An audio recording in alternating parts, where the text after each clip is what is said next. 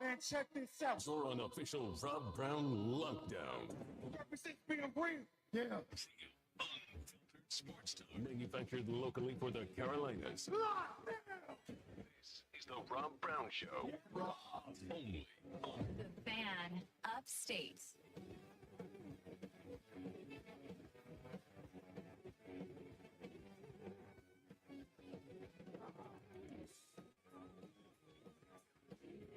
And away we go, ladies and gentlemen, boys and girls, children of all ages. The Rob Brown Show's on your radio. It is the Fan Upstate. Hello, howdy, what up? How's everybody? Did y'all have a wonderful day yesterday? I most certainly hope so. I hope that you just had a spectacular Tuesday back in action, friends. My name is Rob Brown. This is the Rob Brown Show right here on the Fan Upstate. Of course, sitting beside me, though it is virtually today, ladies and gentlemen, from the far side of the beautiful upstate of South Carolina as I work from home due to a couple of issues working themselves out within the radio ranch. Nobody's in trouble. Everybody calm down. But I am back at the Casa de Love today, and sitting in the palatial studios of the Fan Upstate is, of course, my partner in crime. He is the alpha and the omega of the Fan Upstate. He is the sultan of swag, the professor of perfection, the wizard of wave, the great one himself. Lonzo is here as well. What up, Zo? Look at me while you can, because I am on the edge of making a decision. And maybe out of anger, maybe out of emotion, but I am a little tired of something. And stay tuned. Hopefully, cooler heads will prevail. I don't have one of those. I will need to be talked down. I am your Jiminy Cricket, Lonzo. Because sometimes you have to try to take the high road and not tell all things. But all things have been accumulated. Many things have been kept, and you never know when those things will be said. When they are, I'm done. But I am not in a good place right now. Well, here's what I would very much like to do. And I think anyone who listens to the station, they know why. And it has nothing to do with Rob Brown. Well, obviously, I'm incapable of infuriating anyone because of my angelic demeanor. Here is what I'm going to say. For the next 3 hours, I think we should talk football. I think we should just have a little fun on the show, because I would like to think that yesterday was the day where we took all of the negativity. Yesterday was the day that we took all of the pessimism. Yesterday is the day where we took all the bad stuff and we leave it. It's in the past. It is gone. We push it to the side. We all move on. I think we should be talking football. I think we should be talking baseball, because the Atlanta Braves, interestingly enough, dropped one to the Cardinals yesterday, but they did so coming off the legs of taking 3 out of 4 away from the LA Dodgers over the weekend.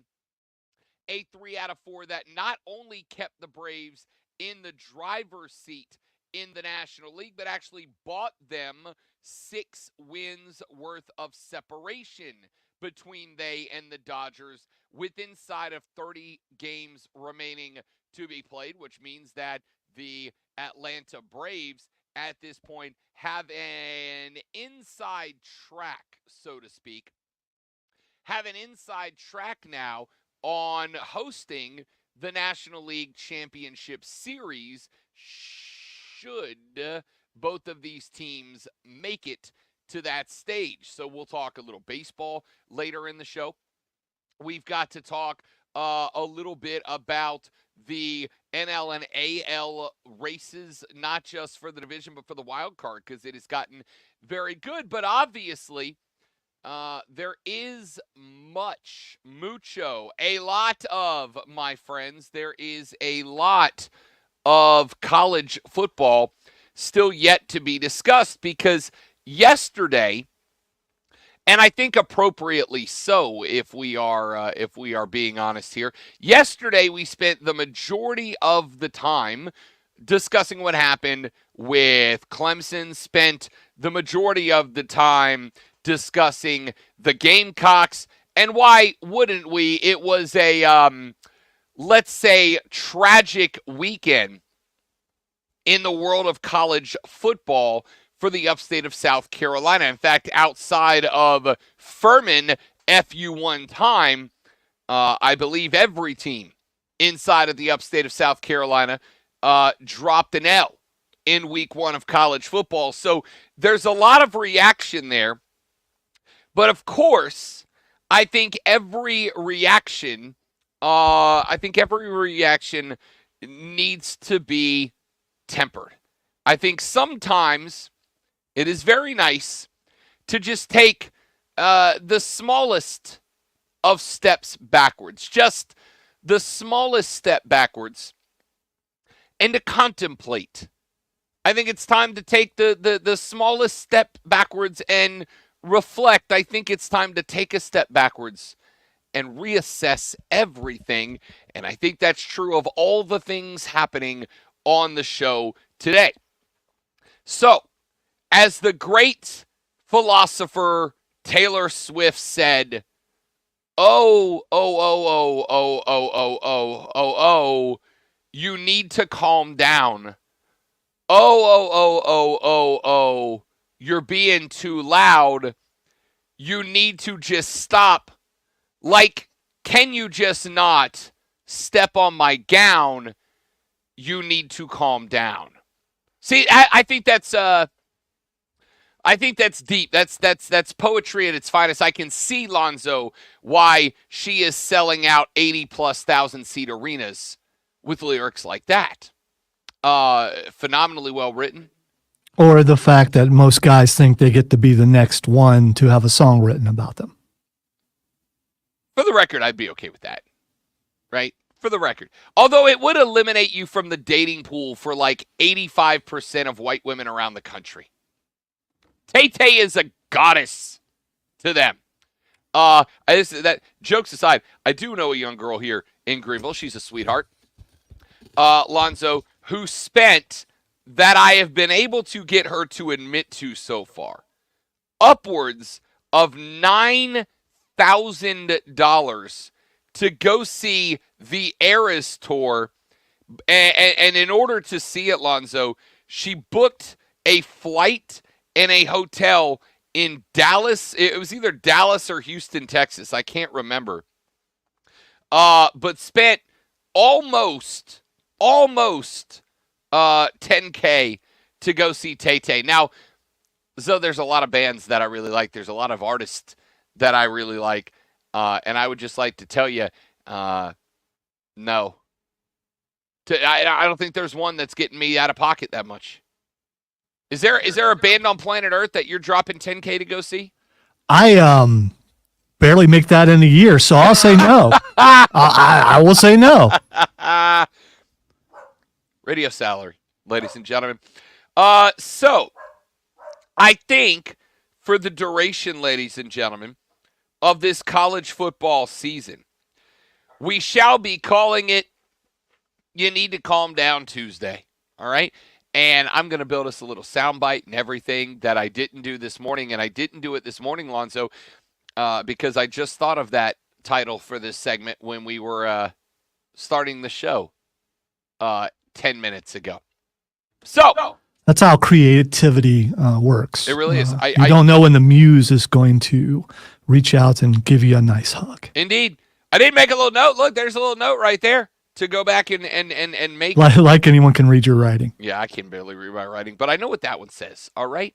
So today is just You Need to Calm Down Tuesday. And in celebration of you need to calm down Tuesday, the question that I'm going to ask of all of you, Gamecock fans and Tiger fans alike, is very simply, what went right? What went right? And what gets better? How do we collectively move forward from this moment? How do we collectively get past the frustration?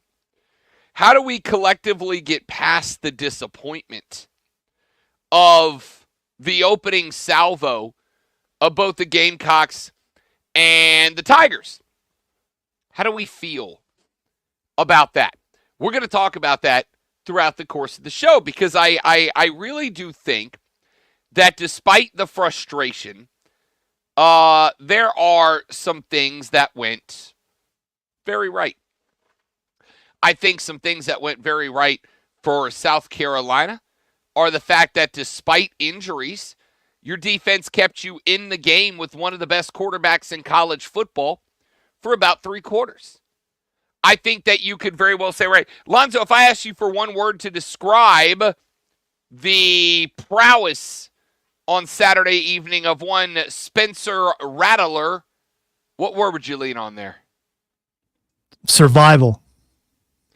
I would like to agree with that because yes, indeed, dudes and dudettes, Spencer Rattler was running for his ever-loving life for a majority of that contest. But, Zoe, he's also a cat that finished with, an 80% completion percentage.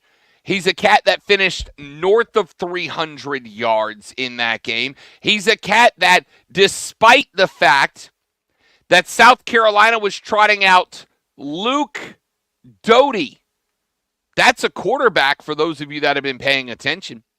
Despite the fact that they trotted out Luke Doty as one of his starting wide receivers effectively, Lonzo, he still went 30 of 39 for 353 yards and no interceptions. Not even an NHF. So I would like to think here, if you're a South Carolina fan, you've got to look and go, okay, there's good news, bad news. The bad news is the offensive line needs a complete and total overhaul.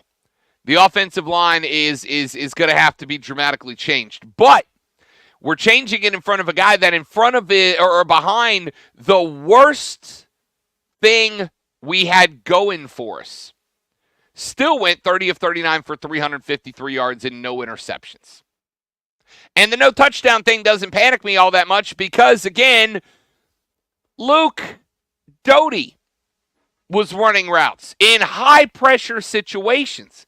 Now, I'm going to tell you this. Just because we're going to try and be optimistic today, ladies and gentlemen, does not by any means mean that we are going to dismiss the things that went painfully wrong. Like, for instance, Luke Doty was playing wide receiver. Decarrion Joyner was your starting running back. The offensive line was real bad. So, I think it's more along the lines of we don't dismiss what went wrong. Instead, we ask what can be done about it. We don't dismiss what went sideways. Instead, we ask what, if anything, can be done to fix it. And I think we will do that for both of the two teams. I will also tell you that coming up on today's radio broadcast, amigos and amiguettes, we need to look at the rest of college football. Because we started to yesterday. And then we ended up, because you people are just selfish and unbelievable, we ended up talking about your teams for the whole show. Beautiful, wonderful people. They are really, we do You have amazing people. So glad you're here. You all, and this is true, you all make me and Lonzo's lives better. That's 100% true. Primarily because if you weren't here listening right now, we would have to go get real jobs. And we don't want to do that, frankly. I got to tell you, Alonzo, I don't know what day it's going to be before I get used to not punching this thing that's in my face in front of my face, but today is not that day. Well, it's because it's not Friday. I'm sure you don't do that on Fridays. No, that's true. Speaking of Friday, that's an excellent segue, Alonzo. You're very good at this. Enjoy it for the last day. Coming up on Friday, ladies and gentlemen, the Burns Rebels are on the road again. 3 out of the first 4 games the Rebs play on the road this Friday night. They play at Greer when they take on the Yellow Jackets. The Rebels, of course, are going to be coming off of a big win last Friday night when they were able to get it done at home against Greenville High School. And by the way, in a pretty impressive format for a team that had lost to a 3A side the week before that. I heard a lot of noise that Greenville, based on what happened the week before, was going to come into Burns High School and was going to hand them upset number 2, and that was not the case. So we're going to talk a little Burns Rebels High School football later on in the week, because Friday night right here on the Fan Upstate, you're going to hear them take on the Greer High School Yeller Jackets. We're in the South. They're Yeller Jackets. And, of course, yours truly will be on the call for that. So let's do this. Let's take a break. When we come back here in just a minute, we are all going to, at least for one segment, we're going to be positive together. We're going to chat. We're going to talk football. We're just going to recognize that positivity breeds positivity. And if there is one thing I know about us, ladies and gentlemen, it is that we believe in the power of positivity. I'm Rob. The great Lonzo is back in the palatial upstate studios. And ladies and gentlemen, you're listening to The Rob Brown Show. You're listening to the Fan Upstate. Gables. With Jim Norman. Weekdays at noon. Offsides with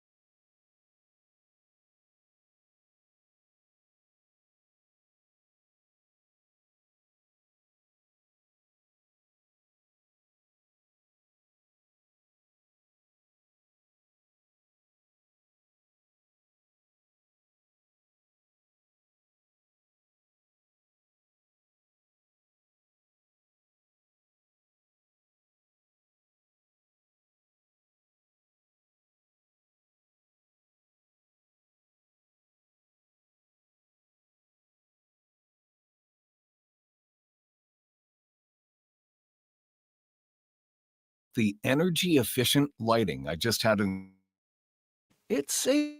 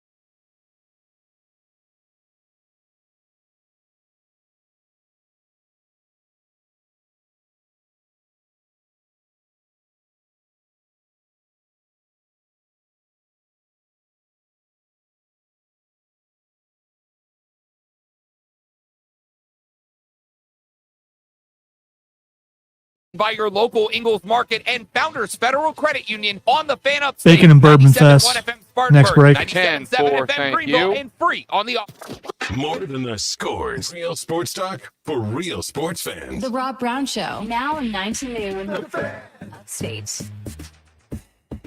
The Rob Brown Show is on your radio, ladies and gentlemen. It is the Fan Upstate. I am Rob, the great one Lonzo, back in the beautiful Upstate studios. So we're looking for some silver linings today after week one's meltdown from yesterday. I think a justifiable meltdown based on the action that we saw out of those two teams. So my question that I'm looking for is your silver linings. I'm asking you Clemson fans. I'm asking you South Carolina fans. And hey, even if you're not a Clemson or a South Carolina fan, regardless of who your team is, I'm asking what your silver linings are. What did you take away? Because we believe in the power of positivity on this show, ladies and gentlemen. Rexy checked into the stream online. By the way, the stream is up and running today. Yay, we fixed it. And by fixed it, I mean Lonzo fixed it. So it's fixed. 71307. I didn't fix it. Chris fixed it. I mean, you know. You facilitated the fixing. I did. There's video evidence of said fixing. And fixing's a good word. That's a real good word. You know what? I'm just gonna tell the people, Lonzo, mainly because it makes me laugh hysterically. All right.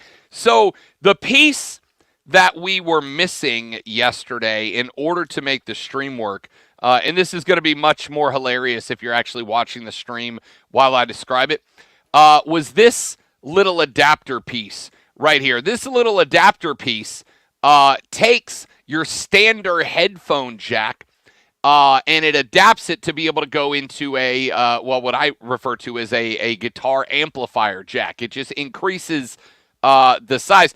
I don't know what the difference is between little and small other than size. It takes 1/8 inch into 1/4 inch, and I'm not going to say that's what she said. I'm so proud of you right now. I really am. And let me tell you, part of the reason You're just trying to throw me softballs, trying to calm me down, and I see what you're doing. But I've seen you throw fastballs before, so I mean, you know, I can bring heat. So we needed that little piece, and I told, of course, Captain America Chris Evans down the hall what I was missing because hey, I've got like 7 of these at the desk at the office, but I was not at the office. And so he said, yo, I got one coming by. We'll make sure that you get it. So I drove yesterday into that area of town, and in the parking lot was a ever so shady character dressed in black who handed me the fix, who handed me the stuff, and did so in these little plastic baggies, which he covertly just tossed to me from a distance to make sure to limit our interaction in the parking lot. So we got the fix, ladies and gentlemen. We got the stuff. All right. So there's video evidence of the interaction. So hopefully that has been pulled and burned, so no one will know that happened.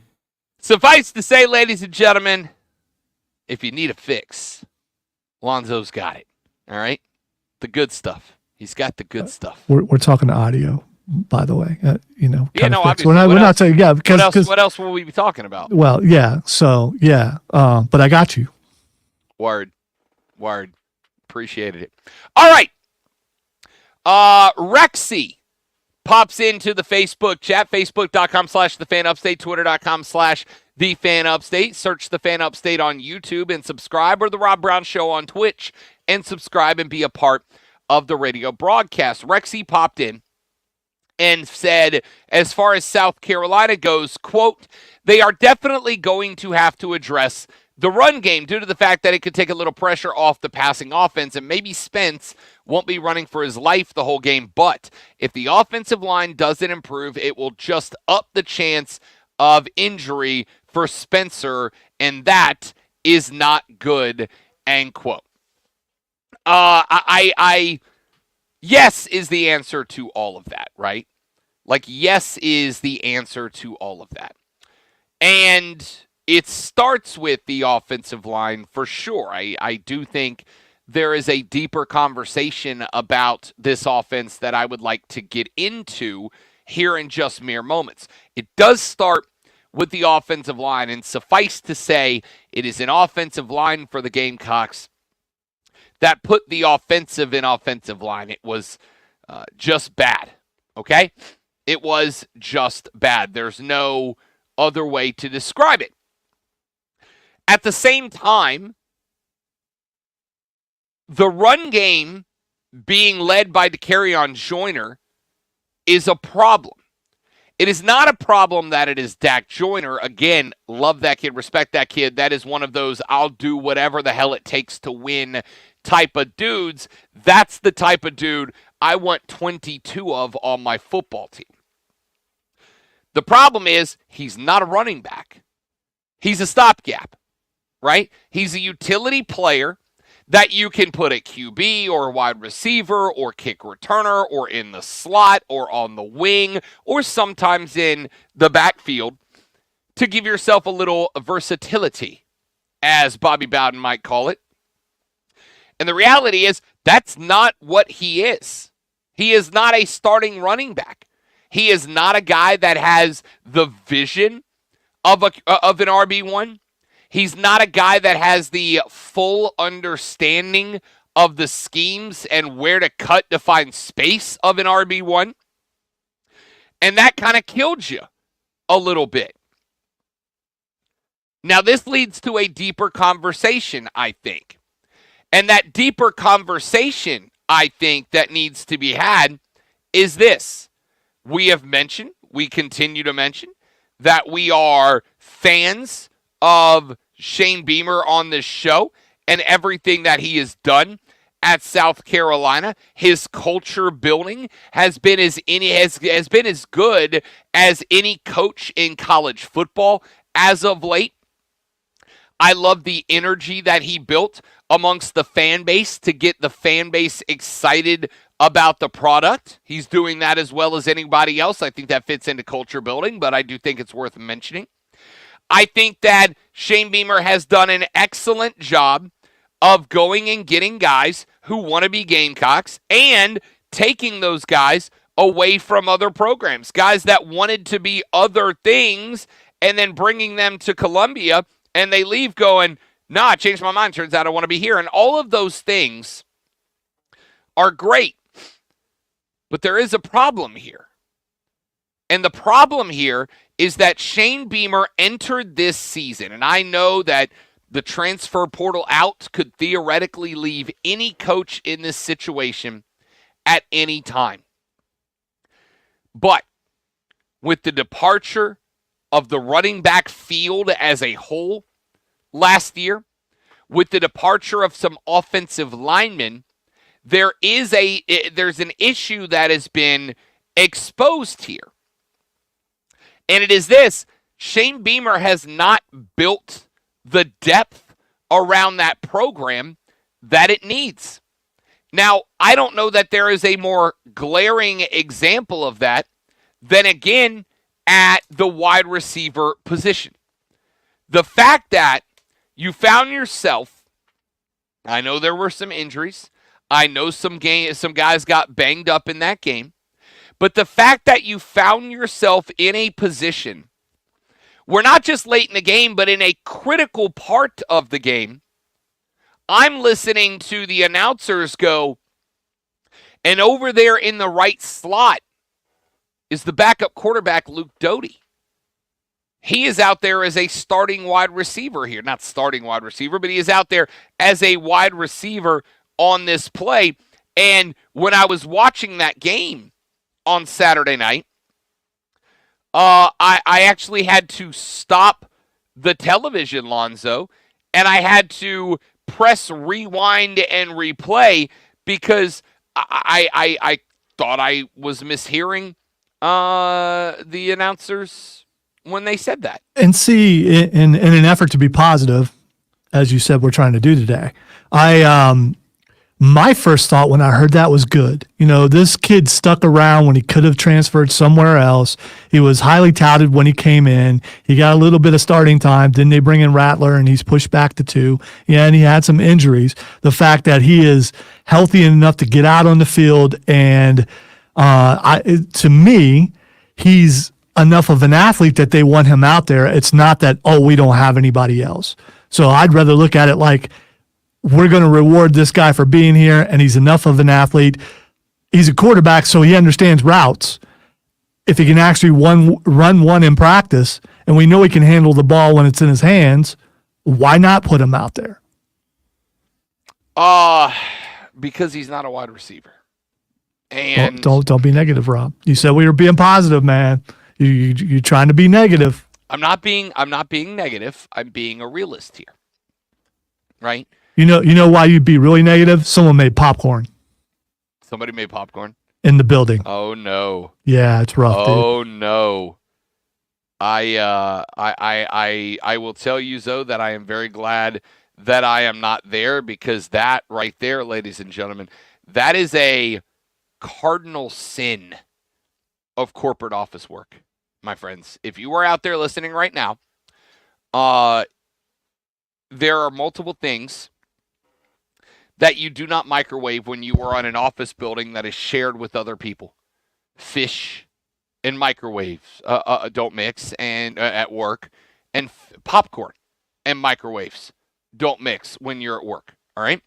Don't microwave fish and don't microwave popcorn when you're at work. It's not a cool move, bro. Yeah, but it's opposite reasons. I mean, the popcorn smell is awesome. Yeah, no, 100% opposite. So good. The somebody, fish, not so much. If somebody microwaves popcorn while I'm at work, the problem then becomes my only priority at that point. Forget this project, boss. I'm sorry. I've got to find the popcorn, right? All right. So I am not trying to be a negative Nancy here. I am trying to be a positive Polly, but I still think things have to be addressed. There are some good things, I think. I think it is a good thing that the Gamecocks of South Carolina defensively were able to keep Drake May to almost 100 fewer passing yards than Spencer Rattler. 24 of 32 for 269 and 2 interceptions. The defensive backs were pretty good in this game. South Carolina kept North Carolina to 4.3 yards per rush. That's right around average. That's pretty good. You created, as we mentioned, a couple of turnovers, and while you lost the turnover battle, it wasn't like it was in a big dramatic way. So there were positives to take away. But I think in talking about the positives, we can also talk about the things that are an issue. And I think one of the things that I have to look at here, and maybe I'm being a bit pessimistic. I think Lonzo's going to accuse me of that, and I fully accept it. I think one of the things that I have to look at here is, at what point in the offseason did Shane Beamer see this roster coming together, see this roster construction, and not think, I got to figure something out here? You went into week one with Dak Joyner as your starting running back. You went into week one in a situation where you might have needed Luke Doty to run routes as a wide receiver. And tomorrow on the show, I will tell you, Lonzo, that we will be rejoined for the football season by our good friend Emily Adams from the Greenville News to talk South Carolina football. And for that one texter guy, I have a Clemson beat writer lined up. Okay, I don't care about that. The Emily Adams, though, that is a voice of positivity. Emily is a voice of positivity. It is infectious. All right.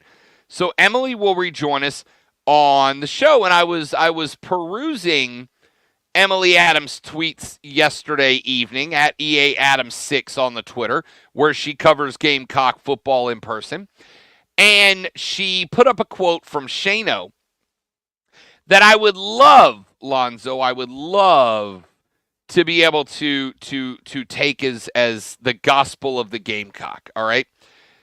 Somebody in Shane's press conference yesterday asked him, why was Luke Doty running wide receiver routes?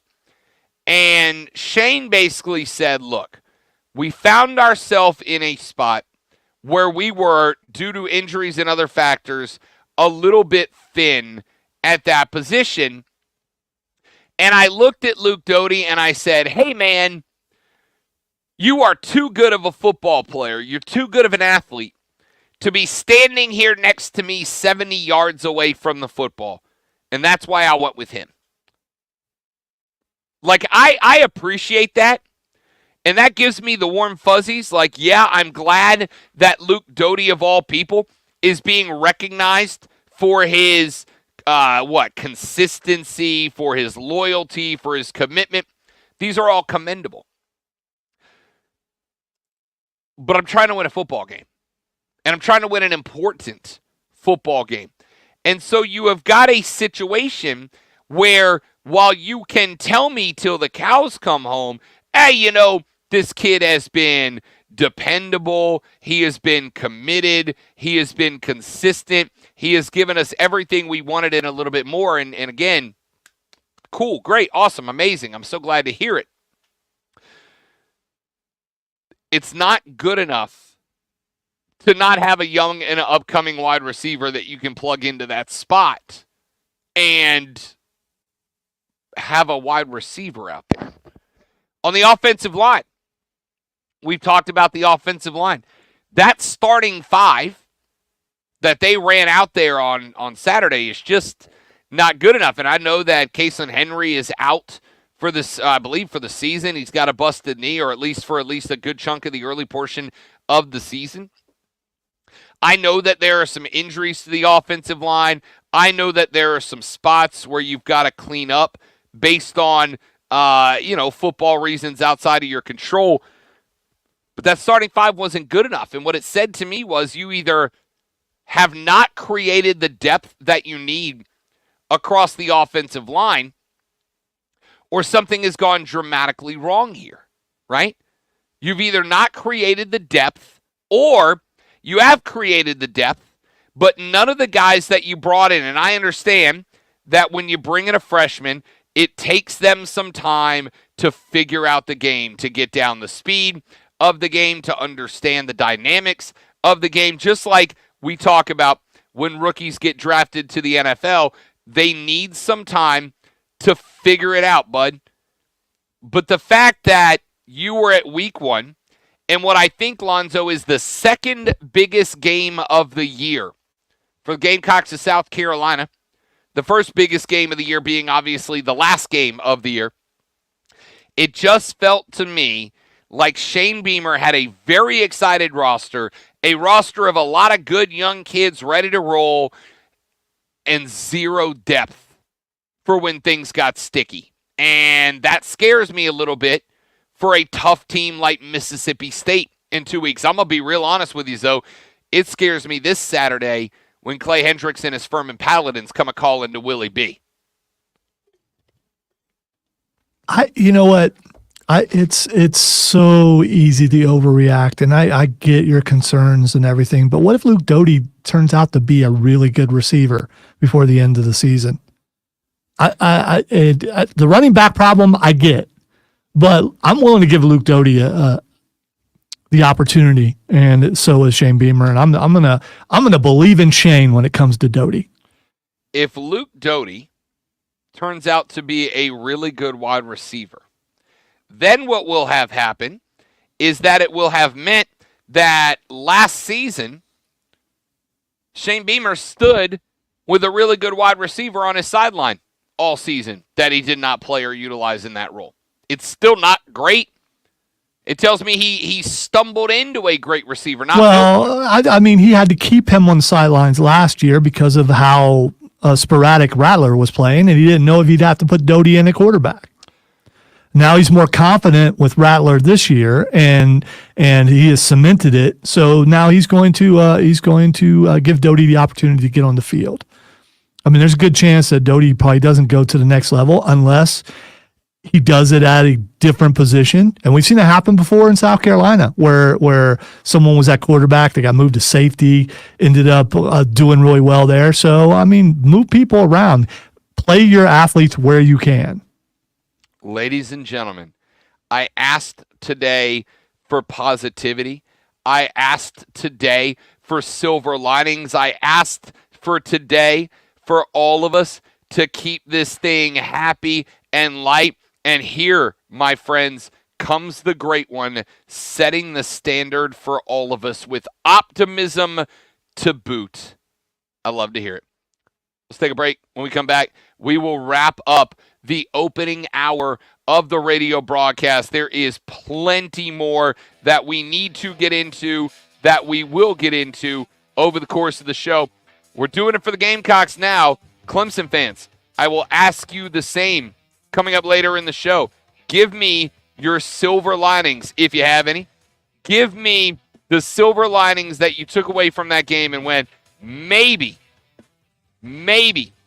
we should slow our roll. Maybe we should just not panic all that much.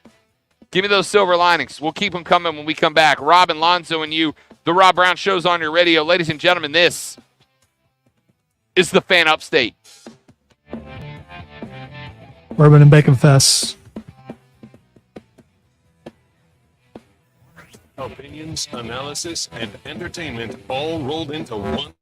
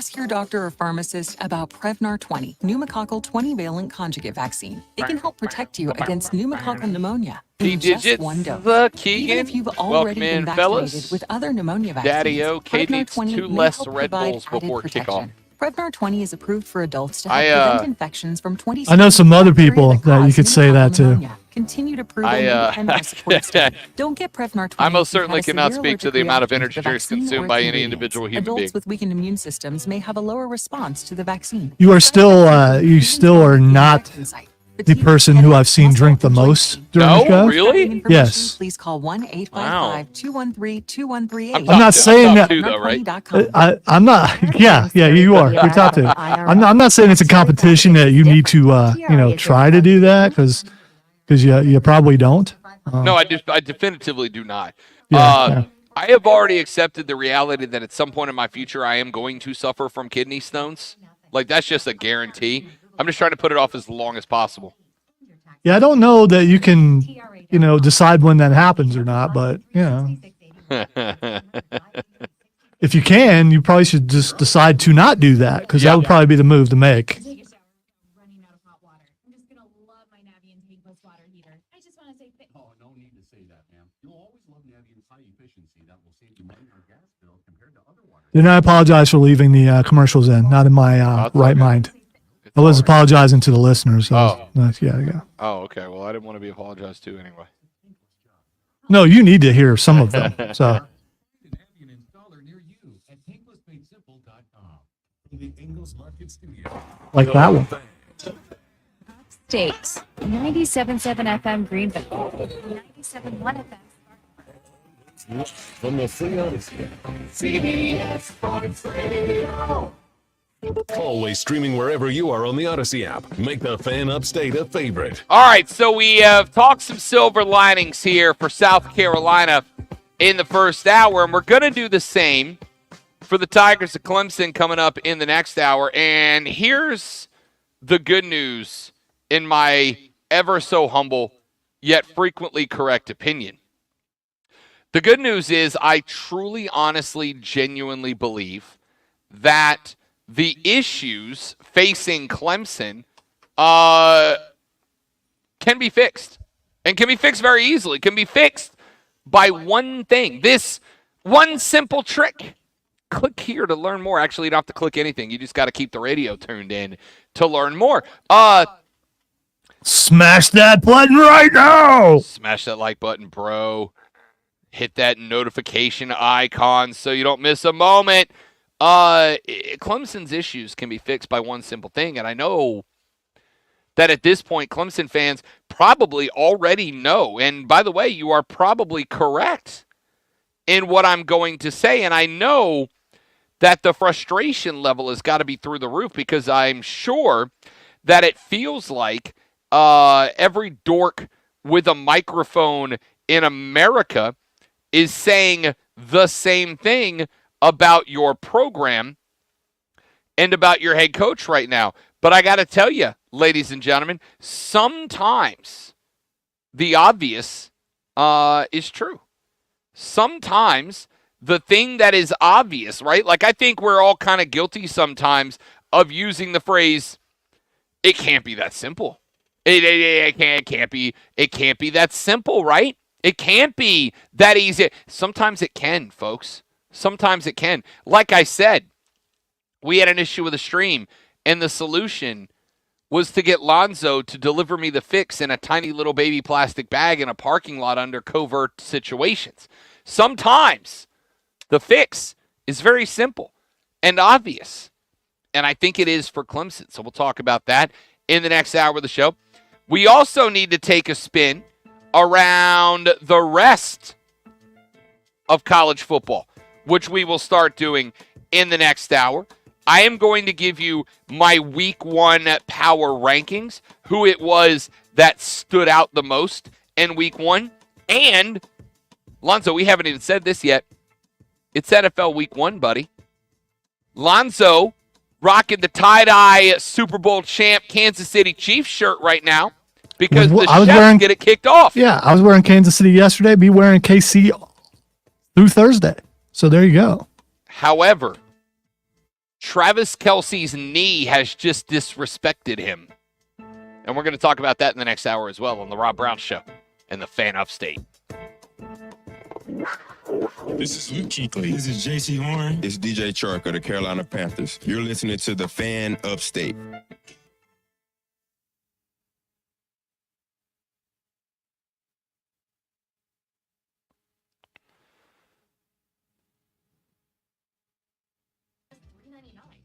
What's this commercial? Getting ready for sweater weather. When is that in South Carolina? By the way, not complaining. When is that in South Carolina? I think we refer to that as hoodie weather in the South. Yeah, but that's like in November, right? Maybe December. Speaking of sweater weather, I should probably go let my dog inside. Be right back.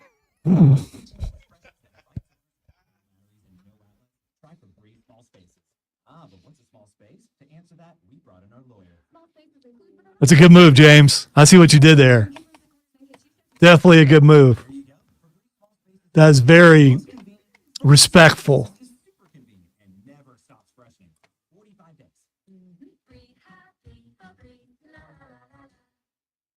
We're going abroad for the first time in years.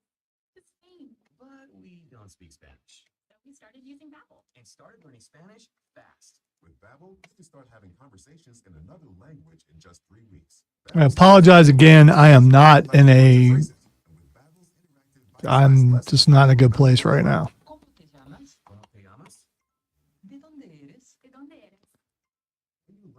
I'll either get over it or say goodbye. In just 3 weeks, we're starting to have conversations in Spanish. Estoy muy emocionado para ir a España contigo. Aw, he just said, I'm very excited to go to Spain with you. Nos vamos a divertir mucho. And that means we're going to have a lot of fun. Gracias, Babbel. Babbel, language for life. Uh, Now try Babbel for free at Babbel.com. Just go to Babbel.com and start learning a new language today. That's Babbel.com. Babbel.com. Hey, Mike. I like the lights. Oh, hey, Jen. Yeah, they're energy efficient and saving the business a ton on electric. I got them in the warehouse, too. let's hope Rob makes it back. There he is. There he is. There he is. I also need to correct myself because I said I need to go let my dog in. I need to let my dog out. Yeah, leave my dog outside. Visit duke-energy.com/smartpath today. Oh man, that would that donut right there, Steven. I told him I knew there would be another bacon one. Welcome to AutoZone. What are you working on today? My car really needs a wash. $20 McGuire's bundle includes full class car wash. Showroom shop. So I am 3 episodes deep into Ahsoka. Yeah, I haven't watched the latest one. So there's what, 4 out or is it 3? 4. I think 4. Yeah. I think 4 came out this week. Yeah, I was not a happy camper last night, so I needed to go and play a video game and destroy demons. Yeah. Which I'm sure I'll have to do again tonight and tomorrow night. Baldur's Gate. Yeah, well, I tried to beat it last night because Starfield dropped today on Game Pass. Yep. And I'm really conflicted. Who knows? Maybe I'll have some extra time on my hands before the day's out. Stop it. But I got to beat that game before I start on something that's going to occupy my time. Yeah.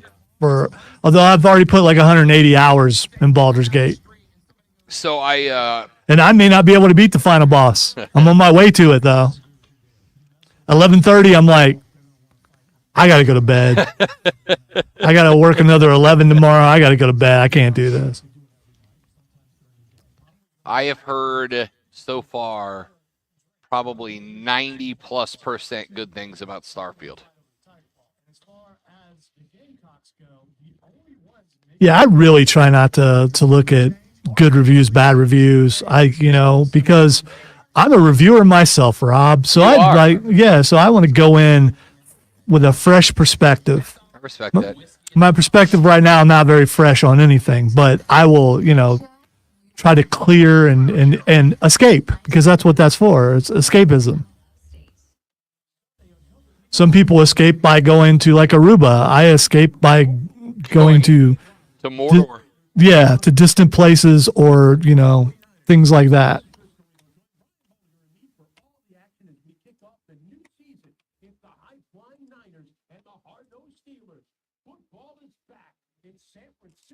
Pittsburgh, if it's the NFL, it's right here. Sunday afternoon at 12:30. The NFL plays here on the Fan, Upstate.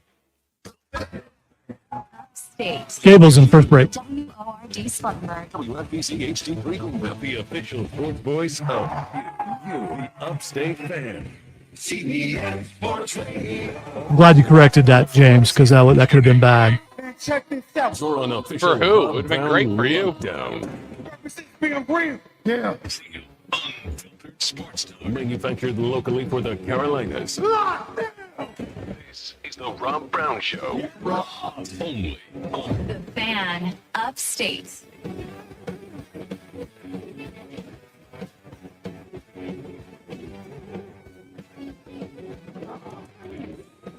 Our numero dos of the Rob Brown Show goes now, ladies and gentlemen. Welcome back. This is the Fan Upstate. How we doing, America? Oh, there it is. I missed the board. I missed Darby, friend of the show, Darby Allen, who shockingly, Lonzo, after he went coffin drop directly onto a coffin at All In, announced that he was going to be taking some time off because, and this may shock you, Lonzo, he messed his back up. Who could have seen it coming? But as we know, as was heard right here on the best sports show in the state of South Carolina, the entire state, definitely in the building, but also in the entire state of South Carolina, that he's drug free, and so he's probably meditating right now or something like that. So when he leaves and he's gone for a while, probably why, because he did something that's insane. I was trying to find a nice word since we're trying to be positive. I think he would own that word. I would say something out of the realm what a normal human being would try. That's fair.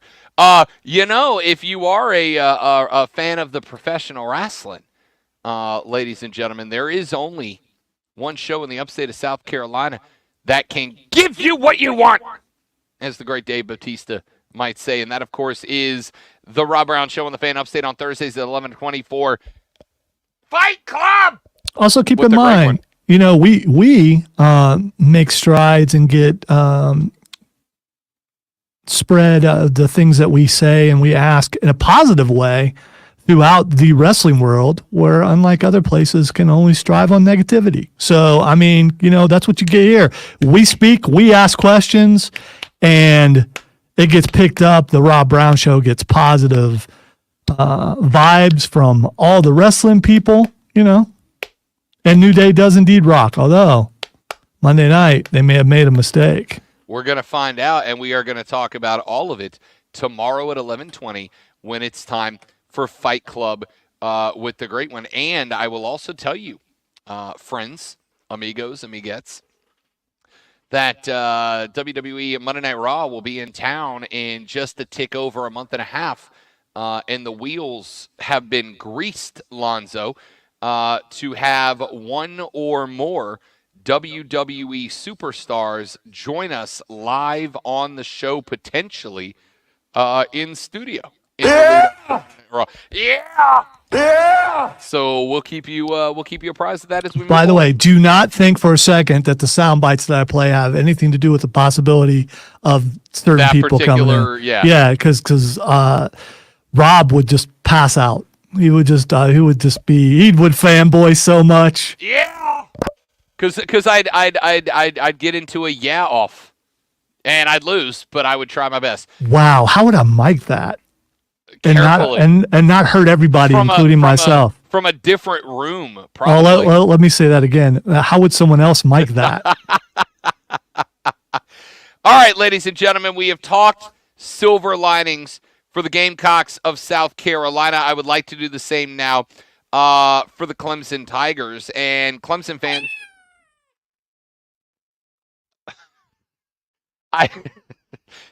how long has your finger been hovering on that button?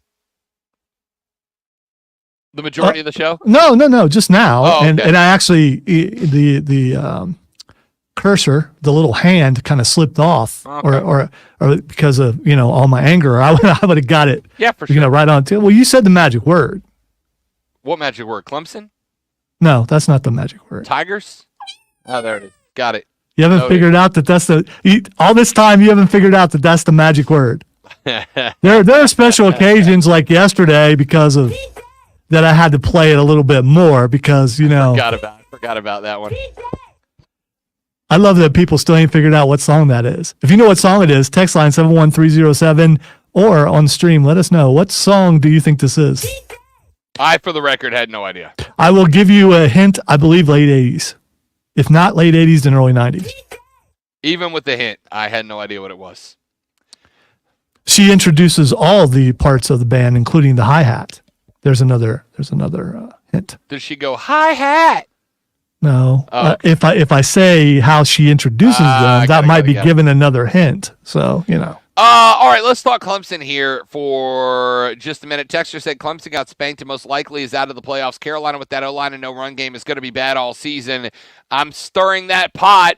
Go.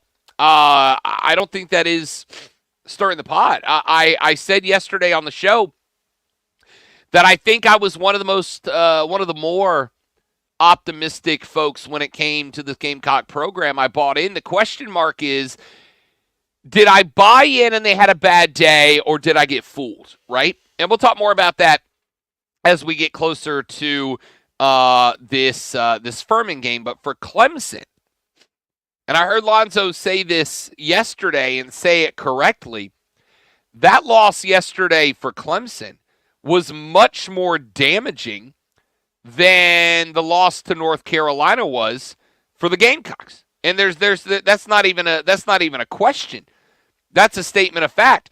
Now, is Clemson out of the playoffs? I'm going to say maybe. I might even lean towards probably at this point, because the requirement for a playoff berth for Clemson now is going to be undefeated the rest of the trip, and that does include a home game and likely a neutral site game against Florida State, a team that looked exceptional in by the their way, week one performance. really quick, I do believe they're out, and I already said this yesterday, but there is a way other than just obviously they got to win the rest of their games. Duke has to remain ranked the rest of the year because Duke just after that upset, they're in the rankings, even though the rankings don't mean anything till the CFP really. This is just something for people to talk about, but at least for now, they're on the radar. If Duke continues to win, that's better for Clemson. So if Clemson pulls it together, they start winning, and Duke continues to win, that helps Clemson. Oh, for certain. If Duke goes out and they're Duke, or Duke of the past, not the Duke of the last couple of years, then that really screws Clemson. But if Duke goes out and they win a ton of games, it's going to help them. For sure. I still think it is a difficult road to get in still. Now, I told you at the beginning of the year, I thought Clemson and Florida State were both going to finish this year 11-1. Scratch that. I told you I thought they were both going to finish the year 12-1. I thought one of them would win in the regular season. I thought one of them would win the ACC championship. And I told you that I think the team that wins the ACC championship between those two teams is likely going to be the ACC's representative in the playoff. Now, I will say there absolutely is a way that the ACC gets no teams in the playoffs. It's not likely, but it is possible. And what I will say as far as Clemson goes is that possibility is still very much on the table. It is still very much on the table. This team makes the playoffs. It will, as Lonzo mentioned, required some assistance from the Blue Devils of Duke. It will require the Duke Blue Devils not to drop a dumb game. Don't lose to Georgia Tech. Don't lose to Louisville, right? They will have to win all those games. If they do that, it helps Clemson a lot. And then, of course, as we mentioned, Clemson will have to win out, including likely knocking off the Seminoles of Florida State twice in the same season, once in 3 weeks when the Noles come to Death Valley, and once again at the end of the year in Charlotte in the ACC championship game. So, the question mark here is, what can Clemson lean on in order to make that happen? What can Clemson lean on in order to make sure that they get to that spot? Well, let's start with this. Cade Klubnik did not look atrocious, despite a lot of the commentary to the opposite. Cade Klubnik was not the reason that this game was lost. Yes, he had the turnover. Yes, he had the pick, and I would say that pick was split in fault about 50-50 between he and Will Shipley. Yes, the ball was at Will's head on a crossing route. Probably could have been thrown another foot out front of him. But it did still get Shipley in the hands. And I think at the worst case, you got to knock that down. I don't think that the blame for this game should rest on the shoulders of Cade Klubnik. Here's the second thing that I get very excited about as a possibility, but I'm going to tell you here in just a minute what it's going to take for this to happen. The second thing is, Lonzo, we have not seen the offense of Garrett Riley yet. We haven't seen his offense. And Dabo told us that in the post-game press conference after that game was concluded. He said, hey, look, we ran Clemson's offense. We brought in Garrett Riley to coordinate Clemson's offense. That's why he's here. That's what he did. By the way, really quick, I was thinking about this even more after our discussion yesterday. What if Garrett Riley's offense is too complicated for the players to get, mostly Cade? What if that's the reason why? I would be shocked because Cade Klubnik is not a dummy. Didn't say it was, but there are some, new terminology. And yeah, you've had the entire offseason to learn all this stuff. New ways of doing things. Maybe that's part of it. Again, I'm trying to be positive. It's hard, especially, in this situation. It is, maybe it's just, in the end, it really just sounds like I said yesterday, you brought someone in and then put shackles on them and said, sorry, you have to do things our way. And that just, it doesn't make sense that he would come there for that reason. I completely agree with you. I completely Dabo is taking the bullet, as he does, and putting it on him and making everyone look at him and go, what is all this? Without looking at the fact that maybe the Garrett Riley offense doesn't work for Clemson. And it's one game. That's all it is, one game. It's just one game. I understand and appreciate that. I appreciate you taking such a staunch defense of the Clemson Tigers. I think that's mighty big of you, and I respect that. But I am going to say, no, Garrett Riley was running this offense last year for Texas Christian University, a team that they showed you this weekend is not a top-tier team that was in the Natty last year because of this offense. Are we having these discussions if Clemson lost to Georgia or a powerhouse? Even if it was Notre Dame, if they lost to Notre Dame in the first game, would these discussions be what they were, or what they are? Would the fans of that team be so downtrodden? Does it really come down to the fact that they lost to Duke? I think that is certainly part of it, and that is why I spent all last week and frankly the week before that as well saying, hey, listen, this Duke team's good, dude. This Duke team is no joke. This Duke team can go a little bit. I would keep an eye out on the Duke Blue Devils. Mike Elko's done a spectacular job, and I'm going to tell you right now, the one thing I feel the worst for the Blue Devils is that just in time for them to finally start getting some notice, Mike Elko is going to be named as one of the hottest coaching candidates for a D1 P5 job above, all due respect, the Duke Blue Devils because of the job that he's doing. The loss to Duke is not it's not the death knell that a lot of people are trying to make it out to be. This team, ladies and gentlemen, is very good. But as we mentioned yesterday, there are 56 blue chippers on the Clemson roster. There are 2 on the roster for the Blue Devils. If this same loss played out the same way, but it was to Notre Dame, Georgia, Ohio State, Michigan, I think the conversation would be similar to the one that we're having, though I do think it would be far less existential than how it feels right now, without a doubt. Because I think that if I look and I go, hey, this Clemson offense looks stale, and it did. It looked stale. It looked like the exact same issues that Clemson had last year were manifesting themselves once again this year. It looked like the exact same problem. And this is the direction I was taking this a minute ago. If the last 3 years' worth of offenses, which have been, I'm sorry to say, a little stagnant, a little bland, a little boring, a little underwhelming, if the last 3 years of offense have been run under 3 different offensive coordinators, if the last 3 years of offense that Clemson fans are frustrated with right now have all been under different OCs and under different quarterbacks,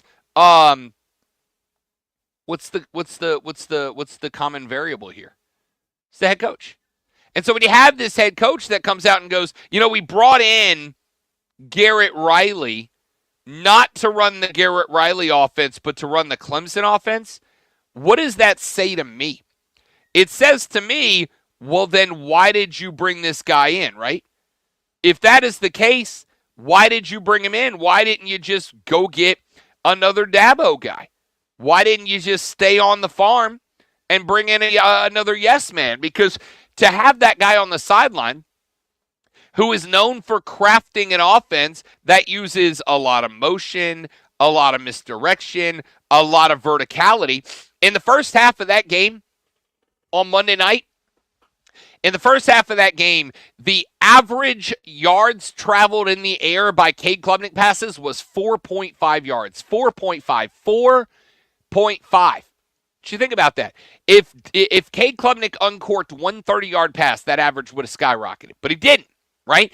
It was hamstrung. Now, if what Lonzo is saying is a possible theory, is correct, and that, hey, maybe the guys wearing the tiger paws on the hats just aren't quite talented enough to get involved in Garrett Riley's offense, well, that feels like a failure because it means either A, you haven't been recruiting good enough, or B, you brought in an OC who doesn't fit the talent that you have built in a year that most of us feel like is playoff or bust. If you would like to make us believe that this team is still one of the most recognizable or successful teams in college football this year. Hey, Rob, if Clemson has a year where they have, like, let's say 4 losses, who gets the blame?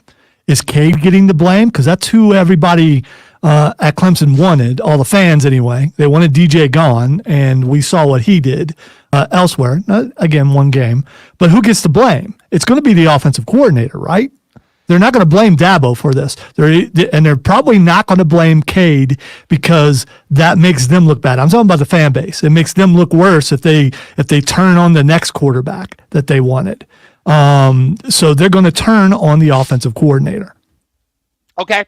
Well, I first off, I do not think that you are wrong. And I think part of it is because no Clemson fan is going to want to put the heat on Dabo Swinney. Of course you don't. That guy took you to the mountaintop, and while the mountaintop may elude you currently, he's the one who put you there in the first place, right? So nobody wants to critique that, but I'm getting to the point between the lack of talent, which is just not there, right? I was talking to a Clemson fan yesterday, a buddy of mine, and he said, look, I pointed out that 4.5 number, right? I pointed out that 4.5 number that the first half, Kate Klubnik threw for 4.5 yards per attempt. And he said, Rob, if you were going to uncork a couple 20 yards down the field, who's the guy you send it to right now, right? Who's the guy? Who's the wide receiver you send it to? He said, we don't have Sammy Watkins anymore. We don't have those guys. We don't have the stud outside wide receivers. And if that is the case, that's kind of on Dabo. If you brought in Garrett Riley to be this OC who was going to revamp and give you a new look Clemson Tiger offense, you got to turn him loose. And if you just don't have the horses to run Garrett Riley's offense, which, by the way, I cannot believe because TCU did, right? If you don't have the horses, it's on Dabo. And if you don't trust the horses and you just decide it's my way or the highway, yeah, then but that is also on Dabo. How long was Garrett Riley at TCU? Couple of years. Right. So what you were talking about before, you bring in players to match the scheme. So he's coming in and he's going to have to work with the players they have, and they may not necessarily match the scheme. In TCU, if he had a couple years, when they recruited guys that would play well in that offense. Clemson should have, just by the sake of being Clemson, athletes to run a spread offense. I'm not asking you to create the most unique roster of all time. I'm asking you to have athletes that can run a spread offense. Clemson should have that just default by being them. And they don't. And that's again, that kind of goes on Dabo. Texter says, Clemson has no dogs on this team. Always have had dogs on the great teams. Silver lining, the Greenville Humane Society has plenty dip into and adopt. Great job. Excellent. John Dog says, Clemson is not winning out. I don't think that they are either. Texter said there are sheets involved, might be the greatest promo you guys run. I actually agree with that. That's actually one of my favorite promos of all time, to tell you the truth. Nah, well, other than the celebrity promos, I'm going with the groin. Yeah, losing the groin's a pretty good one. I think you should always go with the groin. You should, because it's important. Our buddy Ryan from Tap Outs and Touchdown said, I just want to see how badly the Fighting Deons of Colorado beat the Brule Satter Huskers this weekend. We're going to talk about that later on in the show. Texter said, the loss didn't really matter to me as a Gamecock fan. We lose when it matters and win when it doesn't. Ouch, I get it. Texter says, Messi! Which I respect. Texter says, we burn every single piece of sports gear we own when we lose. Clemson fans, relax. You're fine. Texter said it's Wednesday, bro. Yes, I know it's Wednesday, but we were off on Monday. So today is broadcast Tuesday, which is why it's you need to calm down Tuesday. All right? It's need to come down Tuesday on a Wednesday.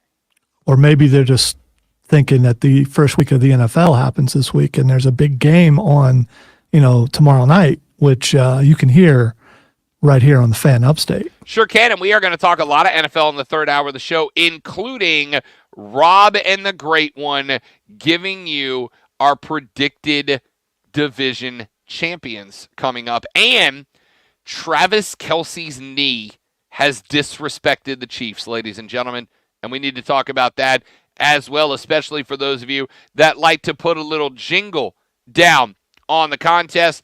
All of that and more coming up on the Rob Brown Show and the Fan Upstate. Gables.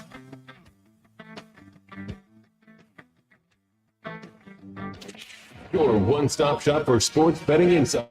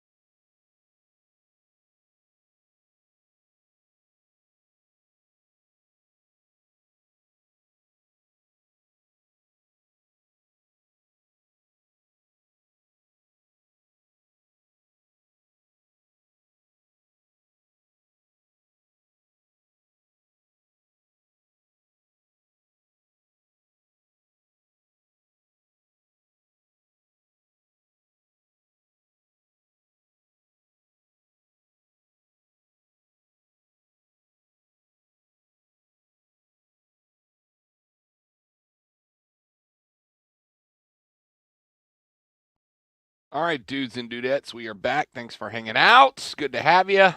Appreciate everybody coming by and chatting with us today.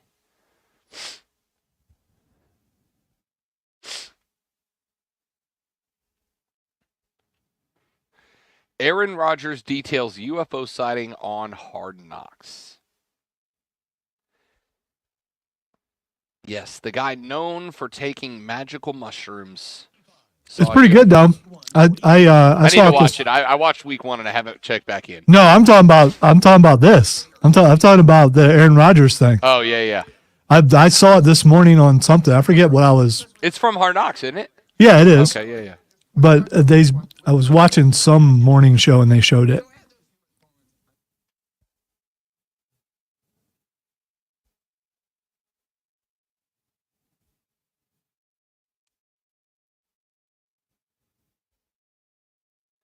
Somebody is trying to sell me right now, Lonzo, on black bean burgers and is telling me that they are phenomenal. I've been to a couple restaurants where they have them. Yeah. But that's nothing but protein, I guess, right? I mean, if that's what you want. Yeah, from what I understand. I'm gonna try it. You might have an airplane ride explosive results afterward.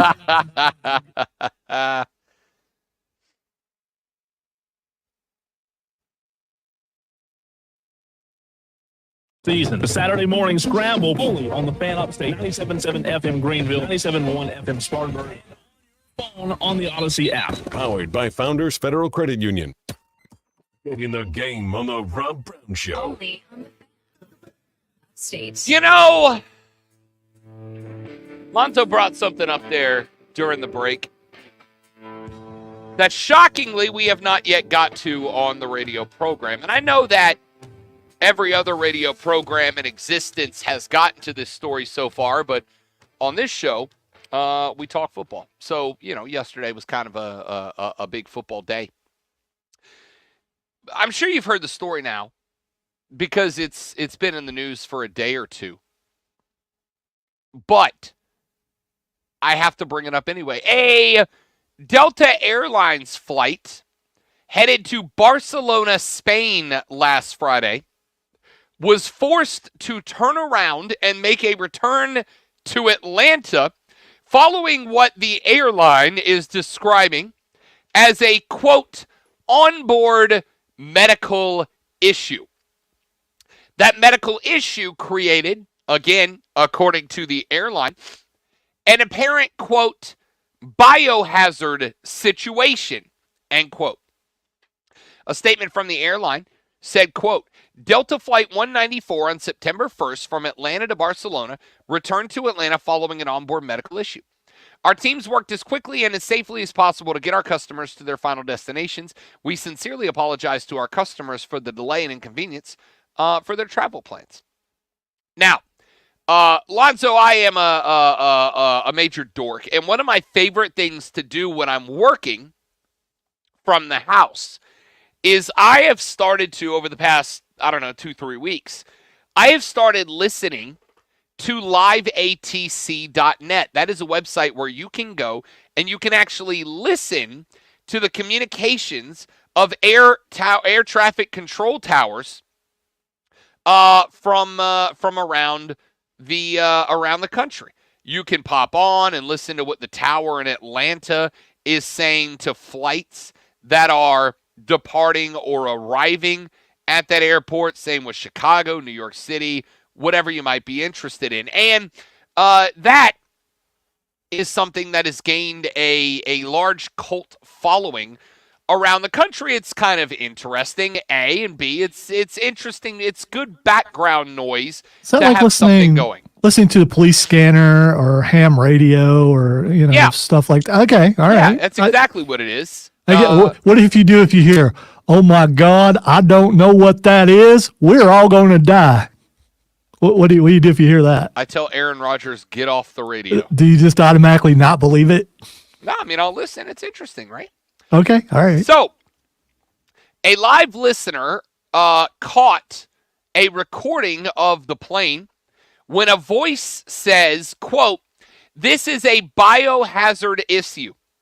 We've had a passenger who had diarrhea all the way through the airplane, so they want us to come back to Atlanta, end quote. Dude, this gives us this is how we go home from work, although I may have another way today. There's been a biohazard incident down the hall, and we can't handle the smell, so we're going to have to go home. Because we both have been in there when there's been a biohazard difficulty. Here's what I need to know. When they, Lonzo, use the phrase all the way through the plane, number one, specifically how much of the plane, A, and B, how? How did this person, all right.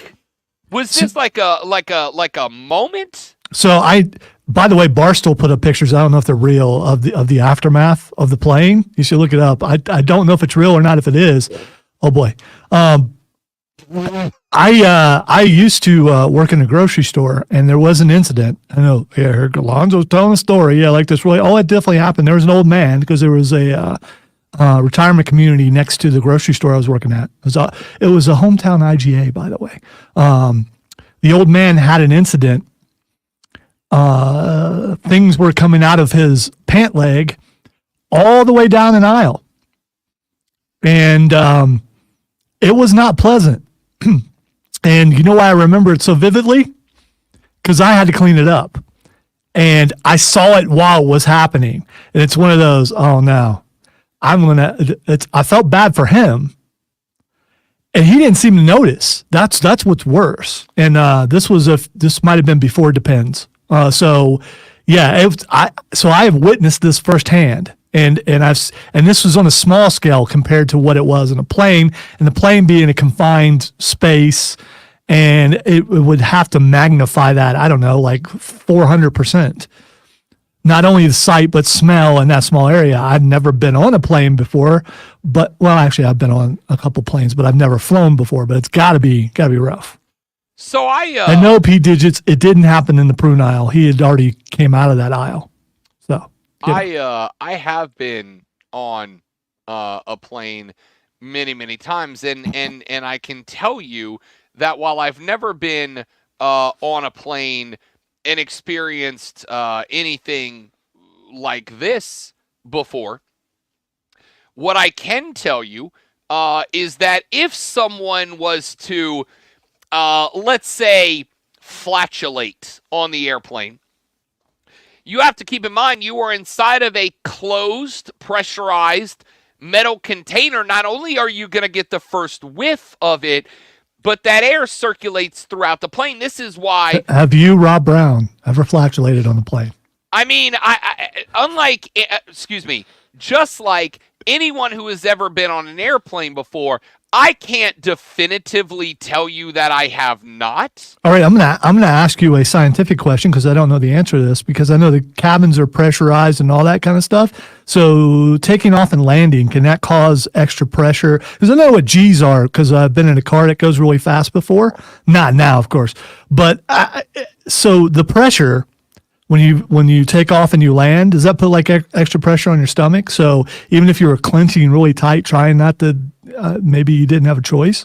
A commercial flight is not going to produce enough pressure that you are going to evacuate any gases or solids, or in this case, not so solids, out of your body.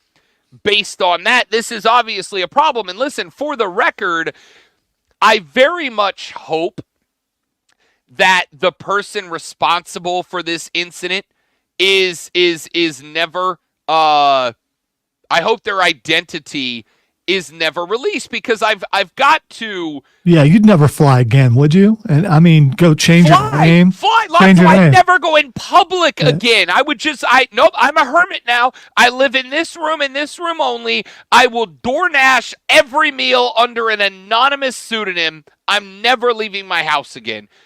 Keegan on the stream says they used vanilla air freshener to that's real. Can you imagine that? Vanilla air freshener? I like vanilla, but here's I've got all right, so a couple of things.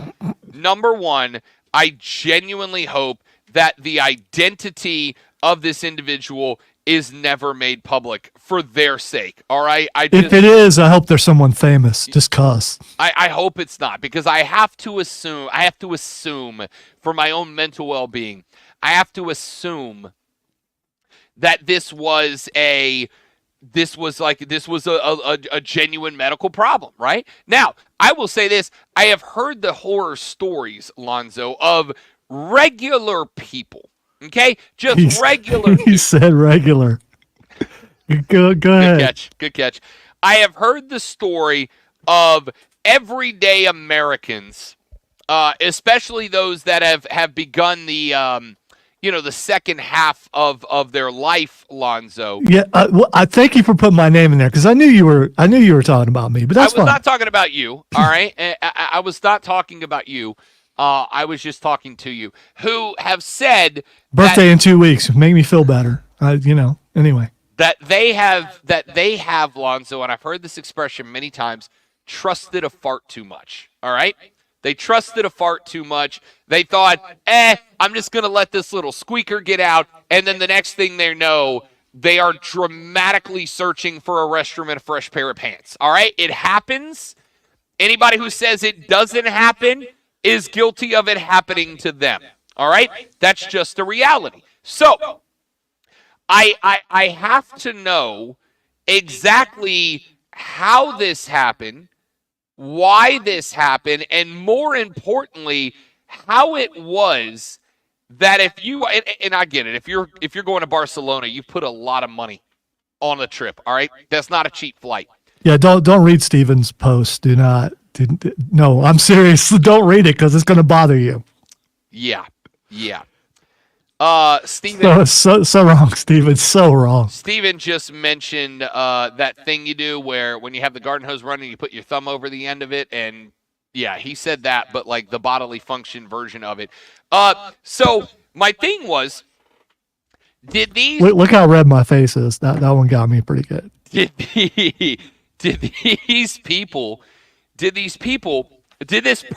this individual first and foremost realize what was happening, and they're like, my best bet is to sit. My best bet is to get to the seat. Or were they on their way to the bathroom and they just didn't make it?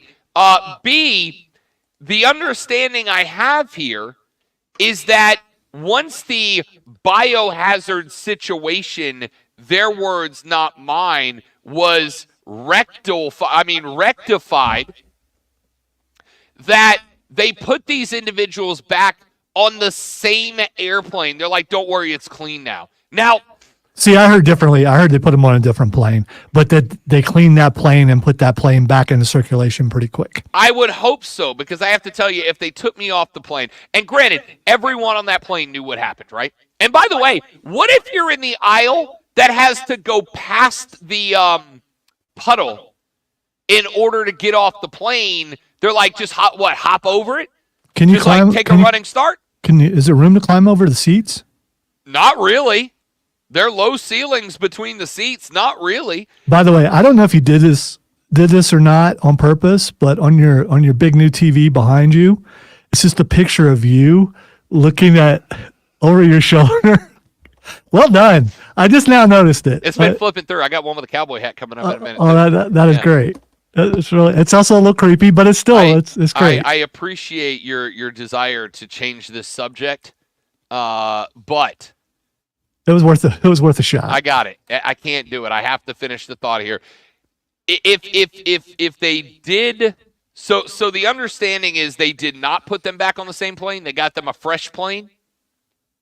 Because I got to tell you, if I got off that plane knowing what happened, if I climbed off that airplane and half an hour later they're like, all right, ladies and gentlemen, the plane has been cleaned. Everybody is free to reboard the aircraft now. Honestly, I think my trip to Barcelona would be over. I think my trip to España would have come to its conclusion. I'm not getting back on that airplane, and I don't know what words you could say to make me at that point. Would you sue? For what? For what? I don't know. I mean, the only person that could. I was gonna make another joke, a number joke there, a number 2 joke there, but I decided that I'm classier than that. All right. And we need to go to break. So I'm trying to take the temptation away from you. You know what? You could say it on stream though. Listen, we're segment number 2 coming up next. I don't know what to tell you, Lonzo. It's a crappy situation all around. All right. Let's take a break. We will talk more. This show is right down the toilet as usual. This was all over the floor. That was the problem. We wrap up hour number 2 next on the Rob Brown Show with the Fan Upstate. On demand. Have today's show sent straight to your phone. Text Fan Brown to 71307 or listen on demand at thefanupstate.com. This is the Rob Brown Show on the Fan Upstate. I'm Chuck Sanders. Here's the Sports Flash on the Fan Upstate. The Cardinals beat the Braves 10-6 in Atlanta. Tyler O'Neill and Nolan Gorman hit 2 run homers, spoiling Michael Soroka's promotion to Atlanta. He was recalled from AAA Gwinnett for his 6th start in Atlanta and his comeback from Achilles tendon injuries in 2020 All right, and guys, I'll be back in just a minute. Don't go anywhere. 3 innings and gave up 5 runs on 4 hits, including the 2 homers. The Major League leading Braves coming off an 8-2 road trip that included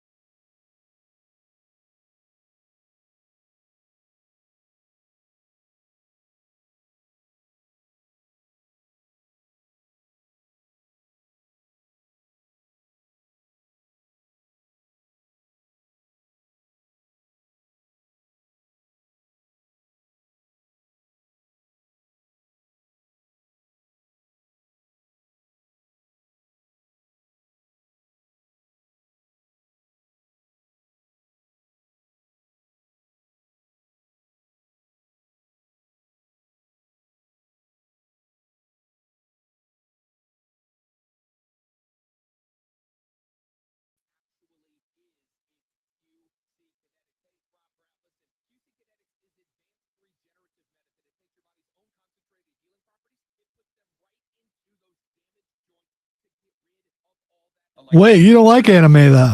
No, that was cool as hell. All right? That was cool as hell. Second off, you need to call in a free consultation from the medical professionals at QC Kinetics right now. Imagine this. And that's as a step fan. You're doing the things you want to do. Free sounds great, right? Then call walk away with that belt and let Seth chasing it back. Well, they're not done with it yet. And bring you lasting relief. Call them right now at 864-448-3772 in Greenville and Asheville. 864-448-3772. It's QC Kinetics. Prescriptions require an online consultation with a healthcare provider who will determine if appropriate. Restrictions apply. See website for details and important safety information. I don't know, Roger. Well, at least when you're doing that, you're outside. Although, I hope you're not wearing shorts. I mean, you know, protect your legs in a couple ways. Oh, no. Did not need to know that part. That's how do you recover from that? I mean, how many times do you brush your teeth? That's just yeah. How? Non-stop for about a week.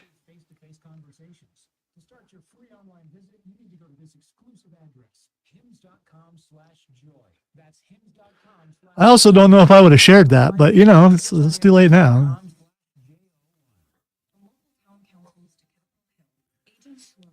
Me either, Lisa. Me either.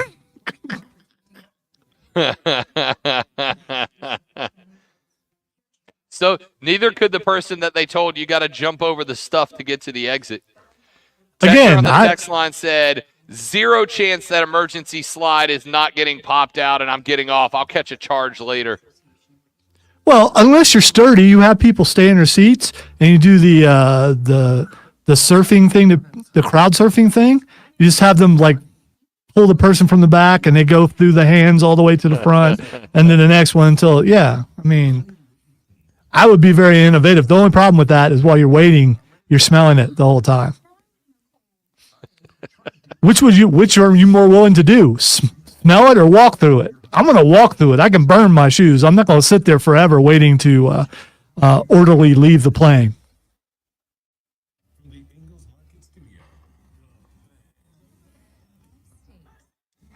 I get it, Keegan. I hear tell there are skinny people out there, though.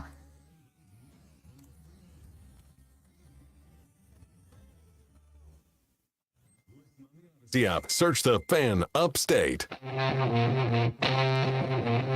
I've been waiting to say this since winter break. Lonzo, we're wrapping up hour number 2. I'm not proud of myself. Yeah, you are. I'm not proud of myself. You absolutely are. I'm not proud of this show. You have a twisted, evil smile. Look at that. Look at that. That's what we call glee, for sure.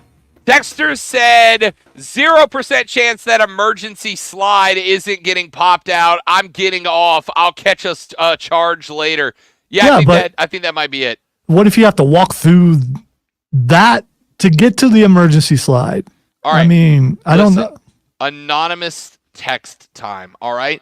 You have my word that I will not save the number. You have my word that I will not connect the number to anyone that you know, anyone in your life or yourself directly.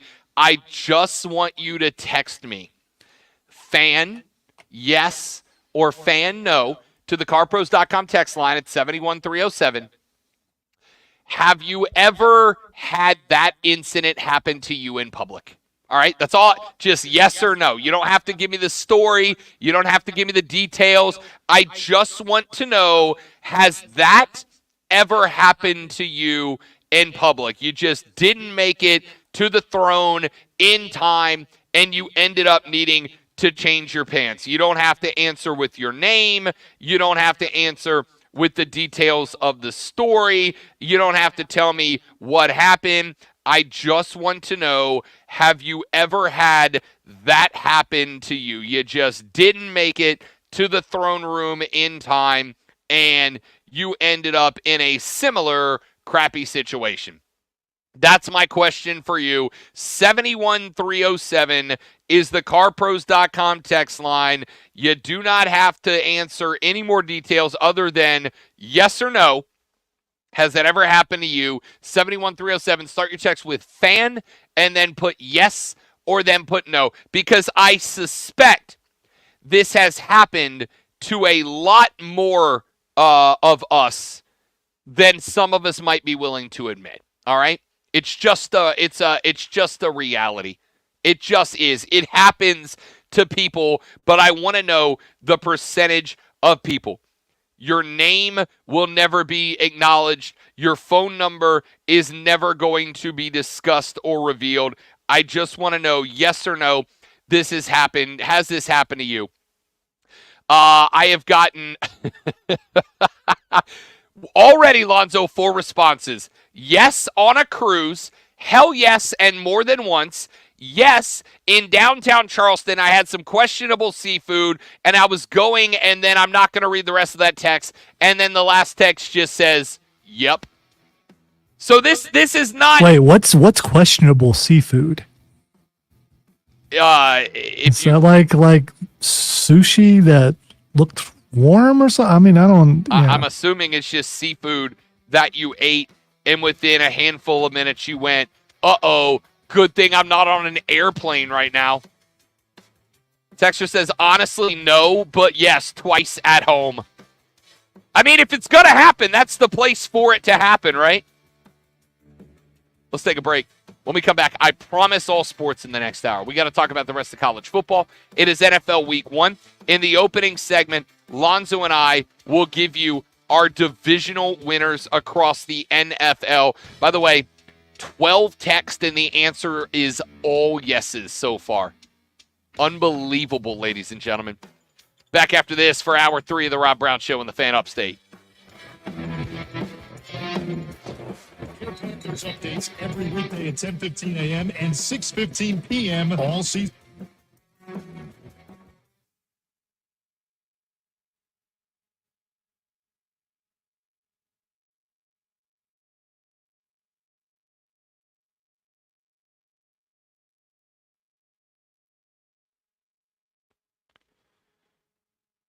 Trey, that's just nasty.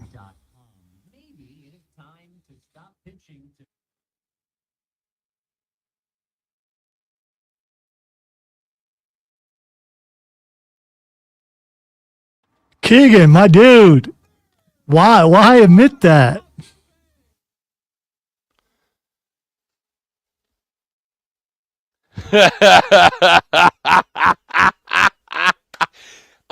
For the record, Lonzo, in a Target. And ironically, coincidentally enough, I was there to buy a new pair of pants, as a matter of fact. That's exactly what I went for. I was walking from the back to the front with my new pair of pants. When it happened, I ran into the restroom. I put on the new pants. I took the price tag to the register. I paid for the pants, and the lady's like, "Where are the pants?" And I was like, "I was wearing them." And she went, "Where are the pants you came in with?" And I just stared at her, and she went, "Oh." And that was the end of the conversation. Which, thankfully, that was the end of the conversation. Okay. I'm not saying I haven't done it because I'm sure I have. I just don't remember doing it in public. So more than likely it was just at home.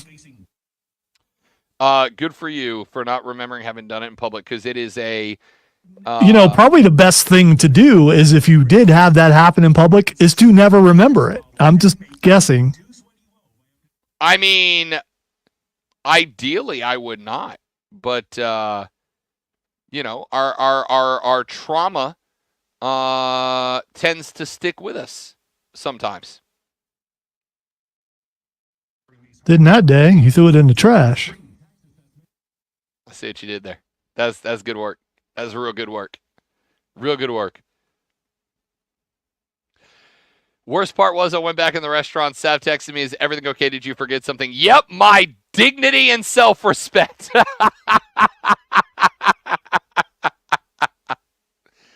Oh, man. Keegan, it is very brave of you to come forward with that story, sir. And I respect you immensely for it. I'm not going to say I'm proud of you. It's just, way to go, man. In just 3 weeks, we're starting to have conversations.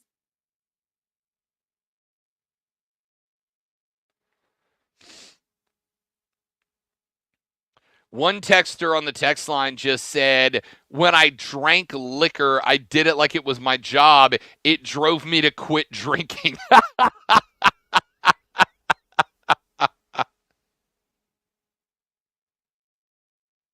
I guess if you're going to do something, do it all the way, I suppose. I mean, that particular thing, I would prefer to do it 0 of the way. It's too deep for me, man. I promise you, the day that brown liquor starts making me, well, ironically enough, it'll be my last day drinking. I would give it up on the spot. By the way, my new 75-inch, I get a screensaver, which allows me to post things and then use them as the backdrop on the TV. Is that Chad Kroger? No, that is the Big Lebowski. Okay. Hilarious that you thought it was Chad Kroger. It looks like Chad Kroger, and you're like, why am I here with Chad Kroger? Nah, it's the Big Lebowski. Drinking Green Man beer at the Green Man Brewery in Asheville, North Carolina. And the first song that popped in my head was, "They say a hero could save us." See, I was going to go, look at this beer on draft. I got it here in a glass. That was good. That was good. That was good. I don't care what any of you say. That was an excellent spin on the song. As we've mentioned many times on this station, maybe in real life things don't rhyme, but in lyrics, things can rhyme. No credit for look at this beer on draft. I got it here in a glass. That was a phenomenal improv lyric. Yeah, but what song is that from? Look at this photograph. Every time I do it makes me laugh. I knew. I still don't know the title of the song. Is it Photograph? Yeah, I think it might be Photograph. It is by far and away the second best song called Photograph. Yeah, Def Leppard's is the best. Come on.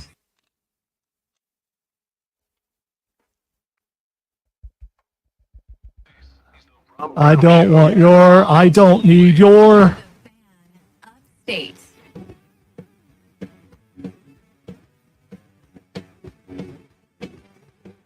The third, the final, the best, the money hour of the Rob Brown Show goes now, ladies and gentlemen. This is the Fan Upstate. How do you do? Yeah! Yeah! Yeah! Hour number 3 starts right now, my friends. What's happening, y'all?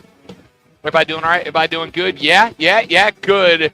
Ever so glad to hear. My name is Rob Brown, of course, directly across from me, virtually speaking today, is, of course, the great one Lonzo back in the palatial Fan Upstate studios, holding down the fort for us today and every day. If you like the show, it's all his credit. If you hate the show, it's all his fault, ladies and gentlemen. It turns out, Lonzo, NFL game week. And coming up on Thursday evening, we get week 1, game 1, and it all starts off when your reigning, defending, undisputed Kansas City Chiefs play host at Arrowhead Stadium to the visiting Detroit Lions, a Detroit Lions team, by the way, that may be a very good gamble to win the NFC North for the first time in a very, very, very long time. No Aaron Rodgers in that division anymore. And we'll talk about that coming up later. But if you did not hear the news yet, Travis Kelce is questionable in this game tomorrow evening because he hyperextended his knee at practice yesterday. And my question for you, Lonzo, is this disrespect? Disrespect from who? From whom? From Travis Kelce's knee. No. They're good. It feels like disrespect from Travis's knee. They're good. Will he be on tomorrow? I mean, will he play tomorrow? I don't know if he will or not. But as we've seen in the past, if a major player leaves or goes down for Kansas City, they just find somebody else. Yeah, but I don't notice my conviction there. Yeah, like okay, all right. Yes, like yeah. Yeah, but this is Travis Kelce. That's a different thing. Yeah, listen, it's look at Tom Brady when Gronk wasn't there. Right. Yeah. Something tells me that Noah Gray is not going to be putting up the same level of production as Travis Kelce. By the way, a Travis Kelce who, if you follow the books and you like to think about possible outcomes based on book numbers, which of course I do, Travis Kelce in this game, Lonzo, was listed at minus 175 to score an anytime touchdown. Minus 175. That means, ladies and gentlemen, that if you wanted to bet on Travis Kelce scoring a touchdown at any point in this game, you would have had to wager $175 to win $100 back. That, my friends, is ridiculous. But here is what I find really interesting, Lonzo, and I want to get your thoughts on this. I was building a little parlay, an offensive production parlay on this game that I may or may not pull the trigger on. I haven't decided yet. And one of the things that was in there was for the Chiefs to have over 150.5 combined rushing yards. That is between Mahomes, Pacheco, McKinnon, and Edwards-Helaire, all combined over 150 rushing yards. So that means the mark that Vegas thinks the Chiefs will get to in rushing yards is a century and a half between those four names. For a guy in Clyde Edwards-Helaire, who was such an instrumental part of the Chiefs' offense while they waited for Isaiah Pacheco to get there, for him to be buried at third on the depth chart is incredible. I mean, the Chiefs, honestly, we've talked about Atlanta potentially having the deepest running back room in the National Football League, but part of that is the unproven Bijan Robinson. The Chiefs are kind of right there in the mix, Lonzo, which means that I still am going to take Kansas City and lay the points in this one, though I am waiting for that line because I think with the news that it is possible that Travis Kelce will not play, he is questionable, that line might drop down. It opened at 6.5. In the immediate news of Travis Kelce hyperextending the knee, it dropped down to 6. Now I'm waiting to see if I can get it down to 5.5. I would rather play the 5.5 than the 6. But to have a deep running back room, it makes me believe that the Kansas City Chiefs, Lonzo, especially when they get down into red zone territory, could very well turn to the run to replace not having TK available at the TE spot. Well, Pacheco's not a bad guy to have for those situations because that dude runs hard and wants to hit the person before they hit him. And what a pleasant surprise he was last year.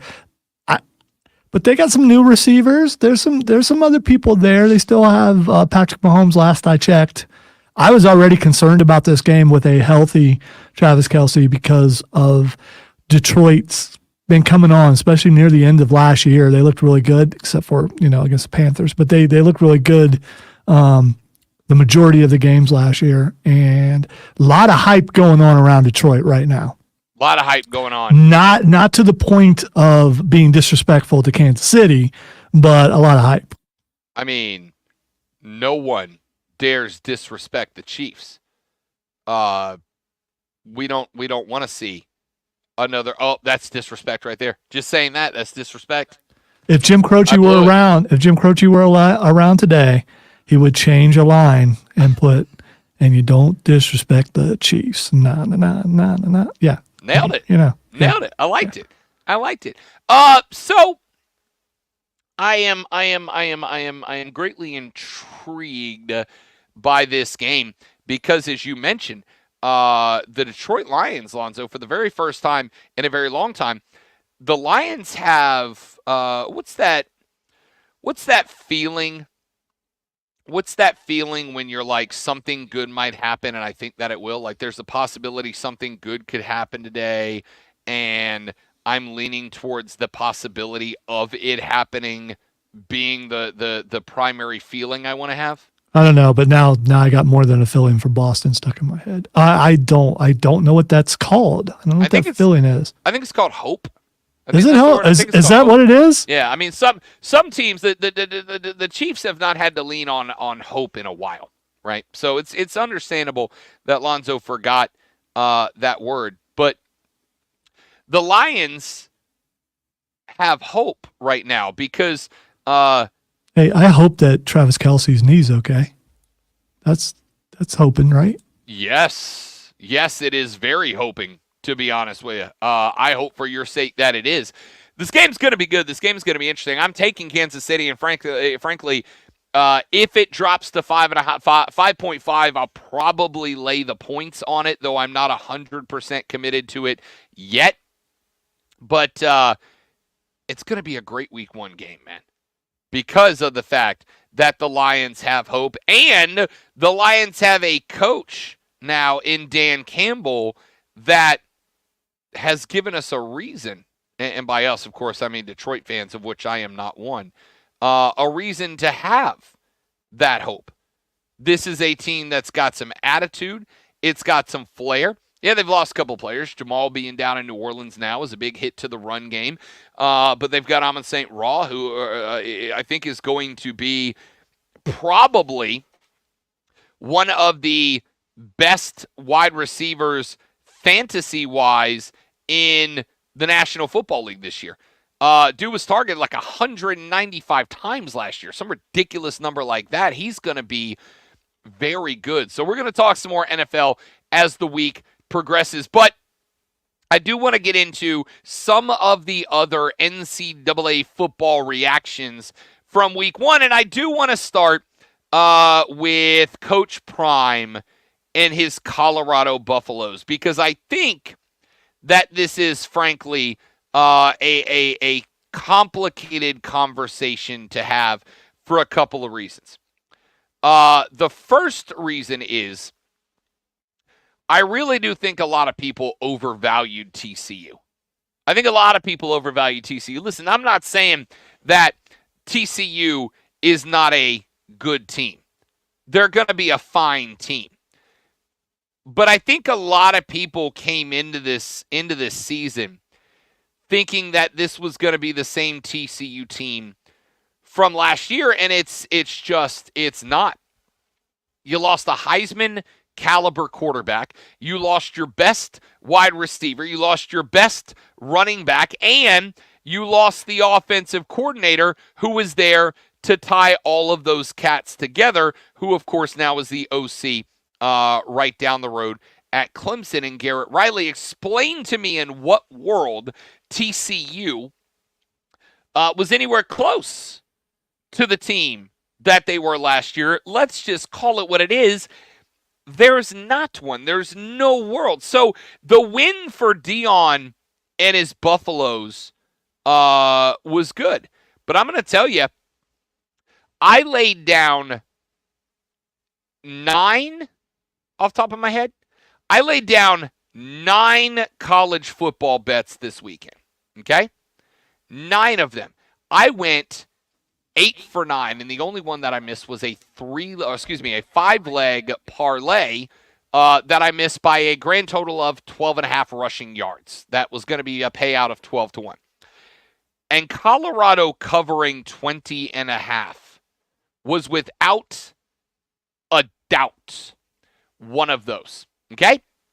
Without a doubt, one of those covers was Colorado, because I just did not see how it was that TCU was going to be anywhere close to what they were last year. I didn't see it. I didn't see how anybody else saw it. I don't think anybody should have seen it. So we knew that Deion was going to have offensive playmakers on this team. We didn't know how good they were going to be, but we have seen a lot of these guys play. We had seen Shedeur Sanders play. We had seen Travis Hunter play before. We knew these cats, and we know they had raw athleticism. So the cover was not in question. I'm going to give all the credit to Deion Sanders, because the outright win I did not see coming. The outright win, I thought this was going to be, I thought the score was close. I really thought it was going to be like TCU 45-42. So I'm going to give Deion the credit. And I'm going to go one step further and tell you that I already have Colorado locked in at -3. I took that play during the Clemson game on Monday night. I went ahead and locked in Colorado -3 against Nebraska. I locked that game in because the money is coming, will stay coming in all week long on the Buffaloes. Now, I locked in it at -3 at -105. It is now -3 at -115. So I suspect that probably by tomorrow night, once the nation's attention turns back to college football, I suspect that that line is probably going to drop again. And I would say that line's probably going to, if I had to guess, finish somewhere in the neighborhood of Colorado -4.5 or so. So I wanted to get it early. It was a great win for the Buffs. But I'm also going to say, let's slow our roll just a little bit. Because Colorado's already in that Big Ten mentality of, defense, who needs it, right? Defense, take it or leave it. It's the Big 12. We want to go have a bunch of 45, 42 games every week. Chandler Morris, Max Duggan's replacement at TCU, 24-42, 279, 2 touchdowns. He did have 2 picks, one of them in NHF, and not his fault. Emily Bailey, running back for TCU, 14 carries, 164 yards on the ground. Colorado is going to get wrecked by USC. Colorado is going to get wrecked by Oregon. And as much as Coach Prime is going to try to tell you that this is disrespect of the Buffaloes, it's not. They're just not quite there yet. They are well on their way. But I'm kind of done pretending like this was some college football landscape shifting win. It was a good win, Lonzo. It was an impressive win for Dion and the Buffs. It was a win a lot of people didn't give him credit for potentially being able to accomplish. But they didn't beat USC. They didn't beat Oregon. Hell, they didn't even beat a middle-of-the-pack Pac-12 team. That's not a Cal. They beat TCU, yes, coming off of a natty, but losing everybody who made them a natty contender last year. It's a good win, but don't count me amongst the people that think that Deion Sanders just changed college football. How many games is it going to take? How many games is it going to take before you can say that he's a good coach and what he did is working for him and the team? How many games? I mean, because they could come out and they could lay an egg in the next game. I don't think they will.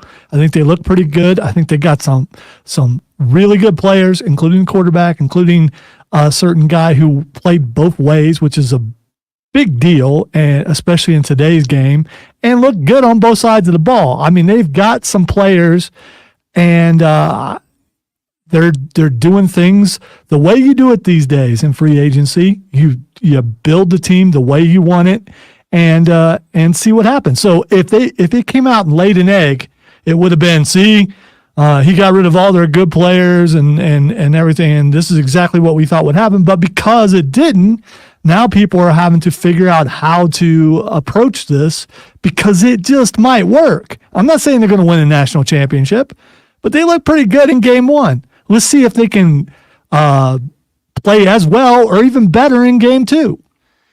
How hard will it be for them to win that division? Impossible. They're not winning. They're not winning the Pac-12.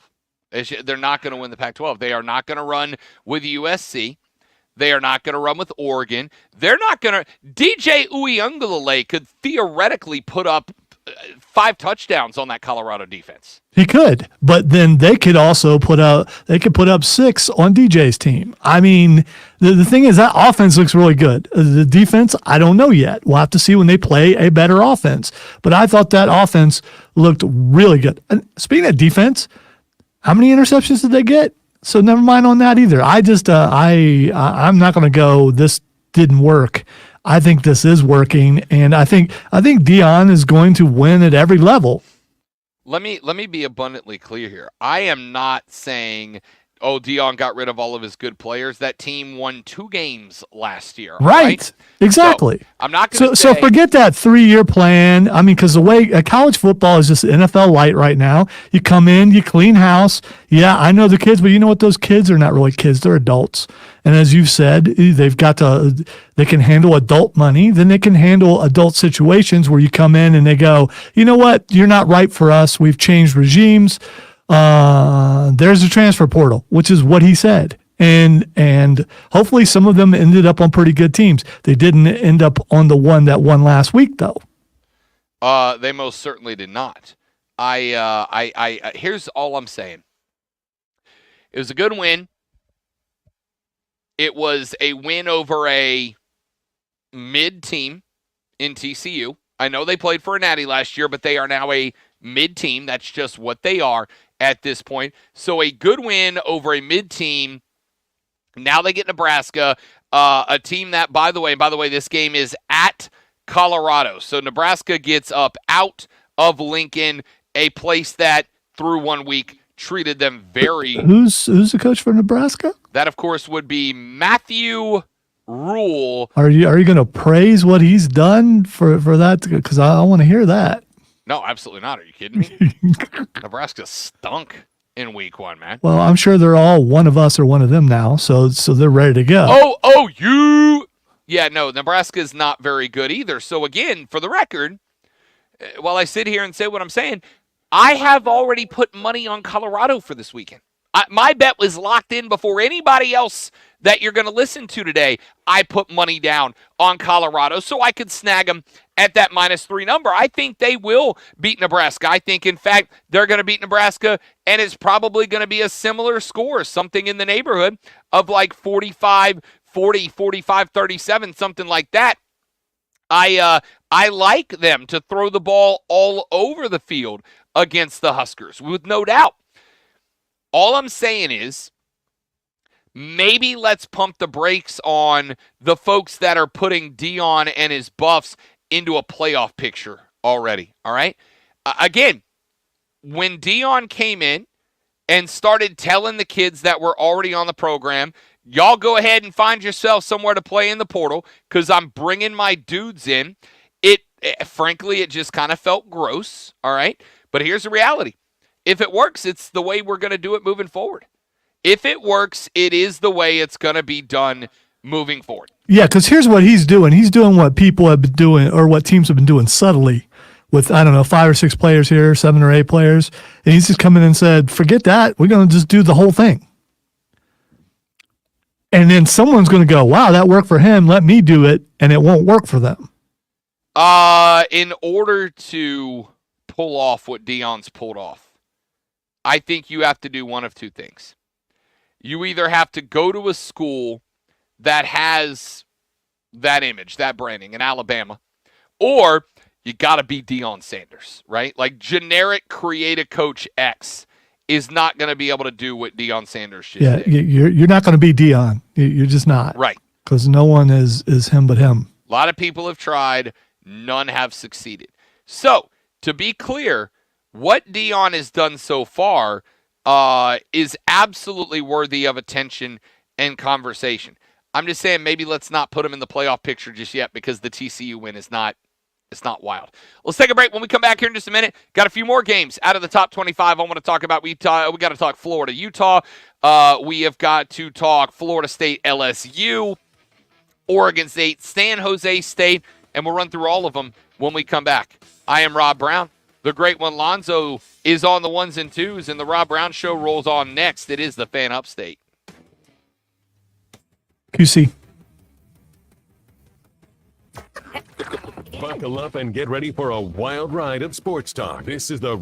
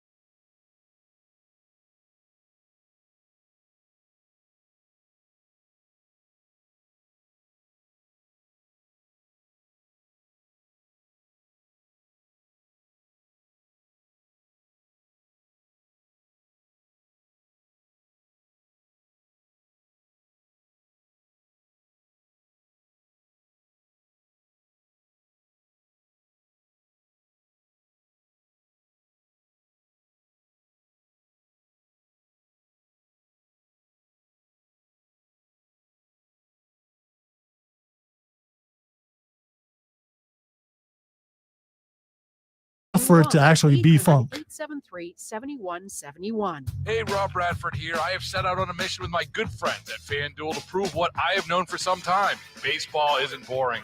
Now I have a daily podcast to prove it with some of the most notable people in the baseball world, screaming baseball isn't boring from the mountaintops, or at least agreeing to come on our show. Players, managers, GMs, and yes, even the commissioner of baseball, Rob Manfred. It has been a constant wave of baseball's most powerful voices. So join the revolution. Subscribe and soak in Baseball Isn't Boring. Listen on your Odyssey app or wherever you get your podcast. You'll be glad you did. Tired of the mainstream media's liberal bias? Want a fresh perspective on today's hot?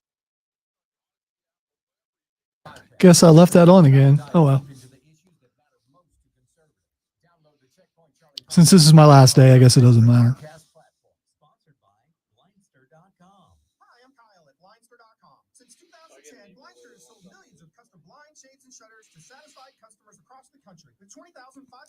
If you do, it will be because of another incident.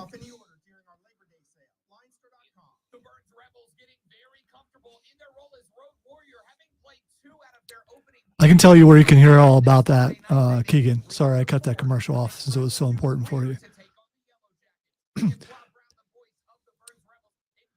That's where I'd rather be at 3. That's all I'm saying.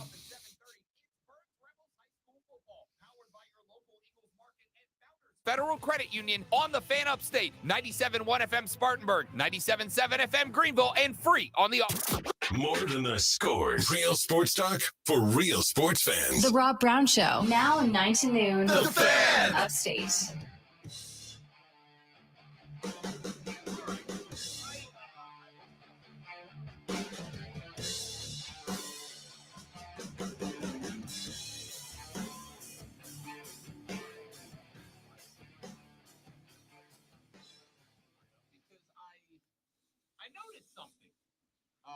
I noticed something yesterday when I was watching, but I'm working from home this week. And so when we got off the air yesterday, I decided to flip on the old television. I decided to flip it over to one of the sports television networks. And ordinarily, I would not name the network, but I'm going to here. I'm going to name the network, and I'm going to name it for a reason, ladies and gentlemen. I was listening, or I should say, I guess, watching. I was watching the 4-letter. I was watching ESPN.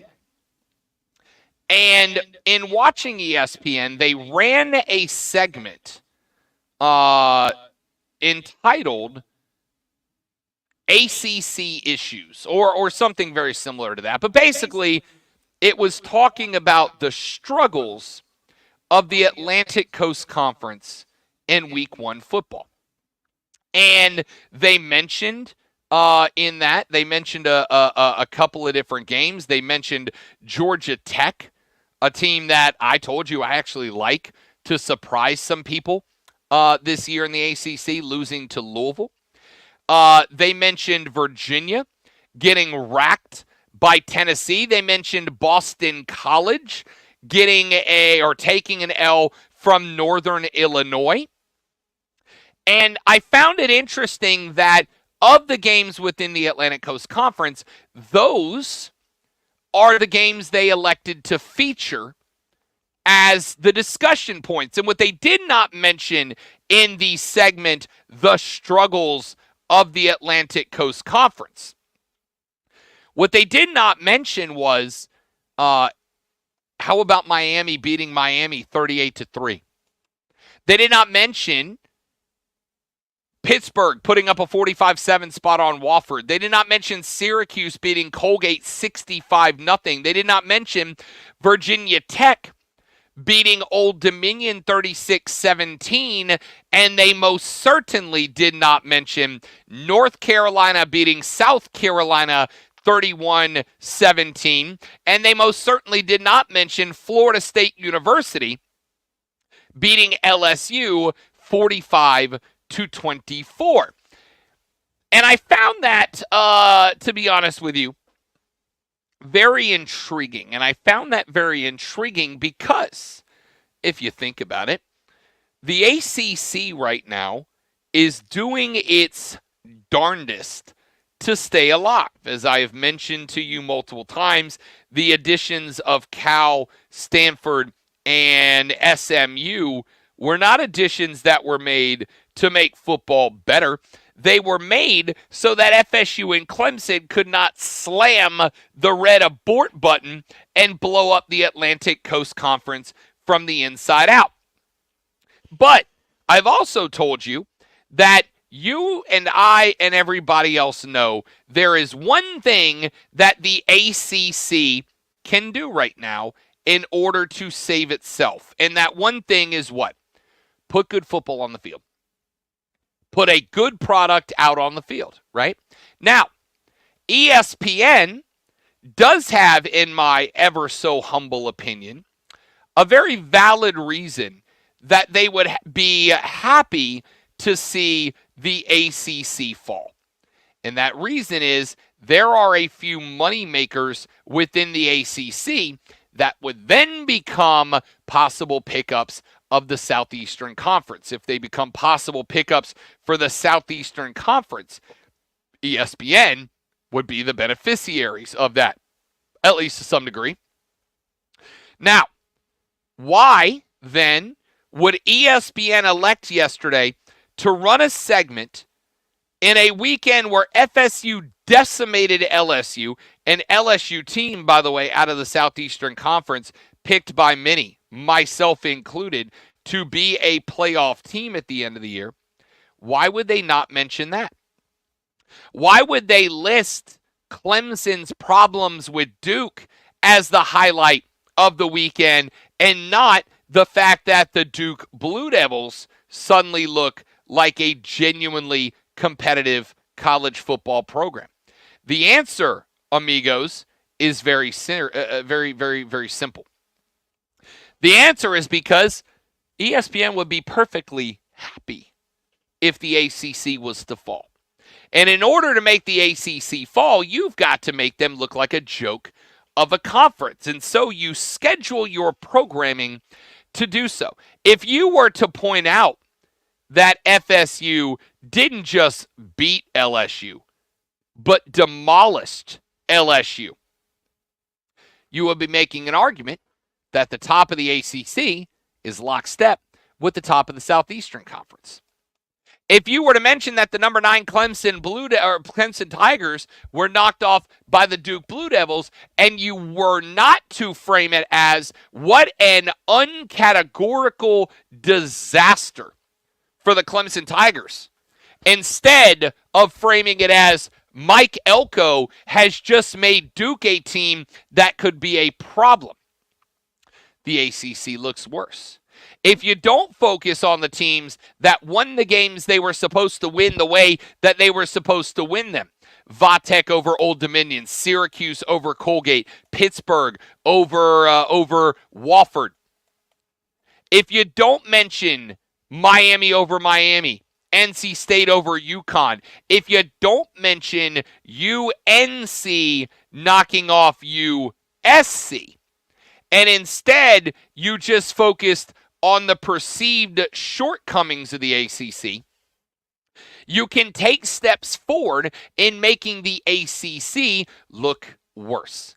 And if you make the ACC look worse, people are not going to want to be affiliated with them any further. And if people don't want to be affiliated with them any further, if people tune out and do not watch the conference, then when the media rights agreement comes on the table for the ACC, which is, of course, in a number of years from now, if not sooner, based on, more football production like we saw this weekend out of the ACC. If people bail out, then the media rights agreement cannot escalate. If the media rights agreement does not escalate, then the ACC will die at the latest in 2036 when that media rights agreement comes to its conclusion. So maybe I do have my tinfoil hat on here. But does it not seem a reasonable conclusion that if the ACC looks bad and people stop paying attention to it, and if the ACC looks bad, people stop paying attention to it, and the media rights agreement does not become more valuable down the line, and if the media rights agreement does not become more valuable down the line at a point in time where teams like or conferences like the SEC and the Big Ten are handing out, as they will in 2036, paychecks at the end of the year north of $100 million per school, and the ACC will be stuck handing out paychecks somewhere in the neighborhood of, I don't know, if they're lucky, $50 to $60 million a year tops.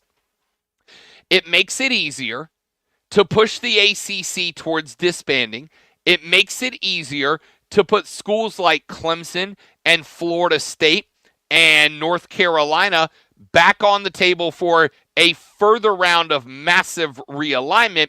It drives me a little crazy that there was an entire segment done yesterday that did not mention North Carolina beating South Carolina, Miami beating Miami, NC State beating UConn, Pittsburgh beating Wofford, Syracuse beating Colgate, Virginia Tech beating Old Dominion, or Florida State beating LSU. It did not mention that, hey, turns out maybe Duke is a pretty good team, even if Clemson is on the fall right now. And they did not mention FSU beating the hell out of LSU. It was all about how this conference is fading and falling, when overall they had a pretty decent weekend in a land where, whether you like it or not is irrelevant, it remains true, where television networks are at the core of all the realignment that so many of you are complaining about. I find it very, very interesting that ESPN decided yesterday was a good day to run a segment on the struggles of a conference that they would be very happy to watch implode because it would bring more value to them down the line. It just came across as gross to me, Lonzo. It just came across as gross.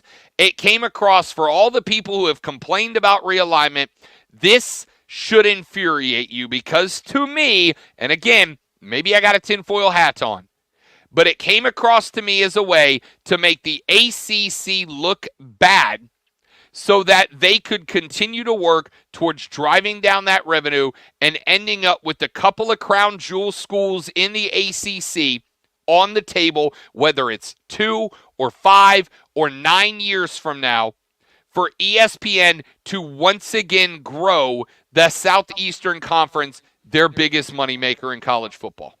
Well, first of all, most of the people in our listening audience can't even watch ESPN right now. So, I mean, yeah, that's true. You know, there's also pretty gross. There's that. And the other thing is, I think if anything this past weekend, the ACC looks stronger than it has in years past. Yeah. It's the exact opposite of that. Clemson losing is probably a big deal to them because Dabo and Clemson is a darling of ESPN. But a bunch of other teams in the ACC look pretty good. Florida State looked phenomenal. Duke looked really good. North Carolina looked really good. Finally, what the things that we've been talking about for years is the ACC needs to be stronger. They look like they're stronger. The head of the ACC, or who I've said is the ACC, Clemson, doesn't appear to be. But everybody else is looking good. I would think for a network that's carrying something that someone has dubbed the All Cupcakes Conference should be happy about the fact that they were anything but that last week. They really were. They really, listen, I'm not going to sit here and argue and try to tell you that some of the games weren't great, right? I'm not going to say that Georgia Tech, a team that I really thought was going to push forward, losing to Louisville is not awful. But, hey, Louisville had themselves a pretty good day. Haynes King, 313 yards, 3 touchdowns to 1 pick. Virginia got smoked by Tennessee. But, again, this is a UT squad that some of y'all would have me believe is a top 5 team in the country, and that game was in Knoxville. And, oh, by the way, it's not exactly like Virginia had the easiest emotional offseason this year. The Boston College loss to Northern Illinois is absolutely a terrible L. Boston College was a team that I was really hoping was going to take a step forward this year, and they very clearly did not. I'm not going to sit here and try to convince you that the ACC looked to be the strongest conference in America. They most certainly did not, but I will say that to run a multi-minute segment on this conference being bad and the struggles and how terrible it was, it felt gross. It felt manipulative.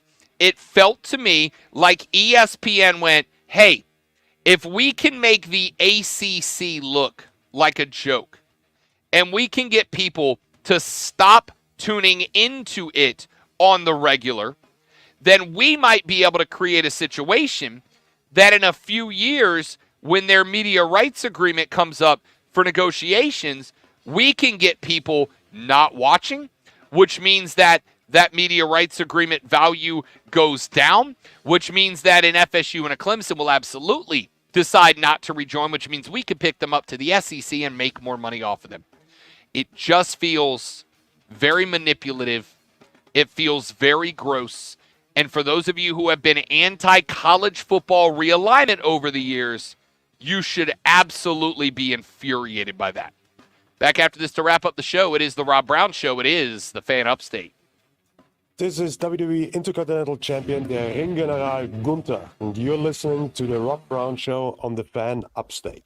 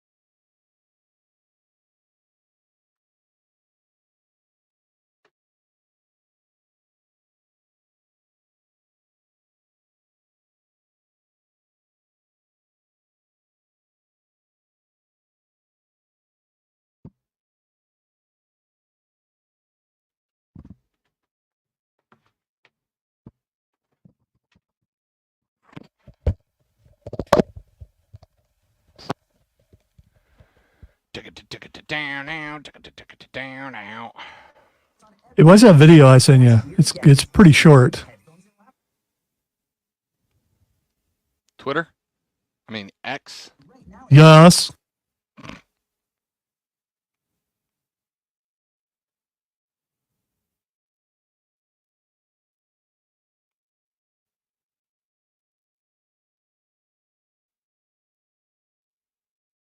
I did not get it, sir.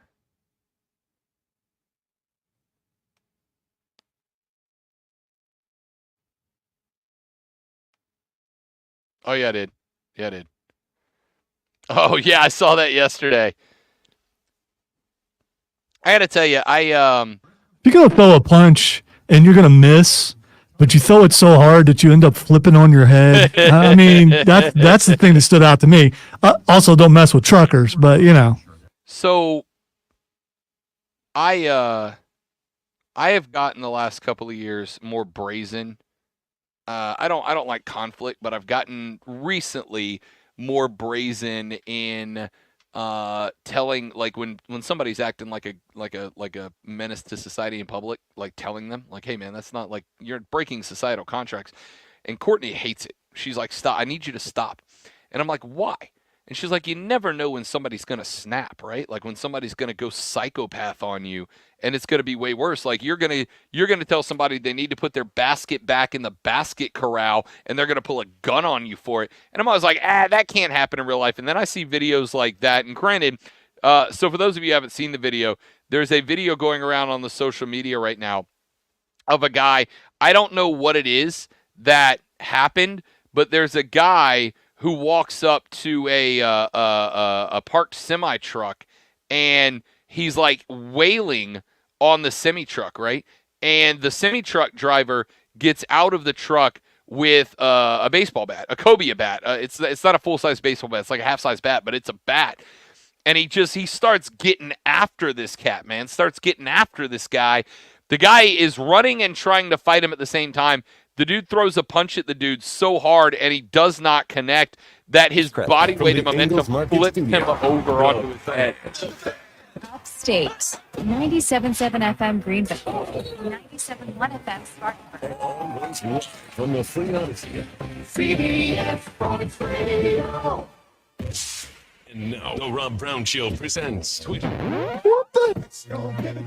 Time to ask Rob what the X is going on. No poop plane talk here. By the way, I really enjoyed being able to write down poop plane not only on my chapters but on the title of an hour of a podcast. So yes, poop plane goes off the list. It's now been taken care of.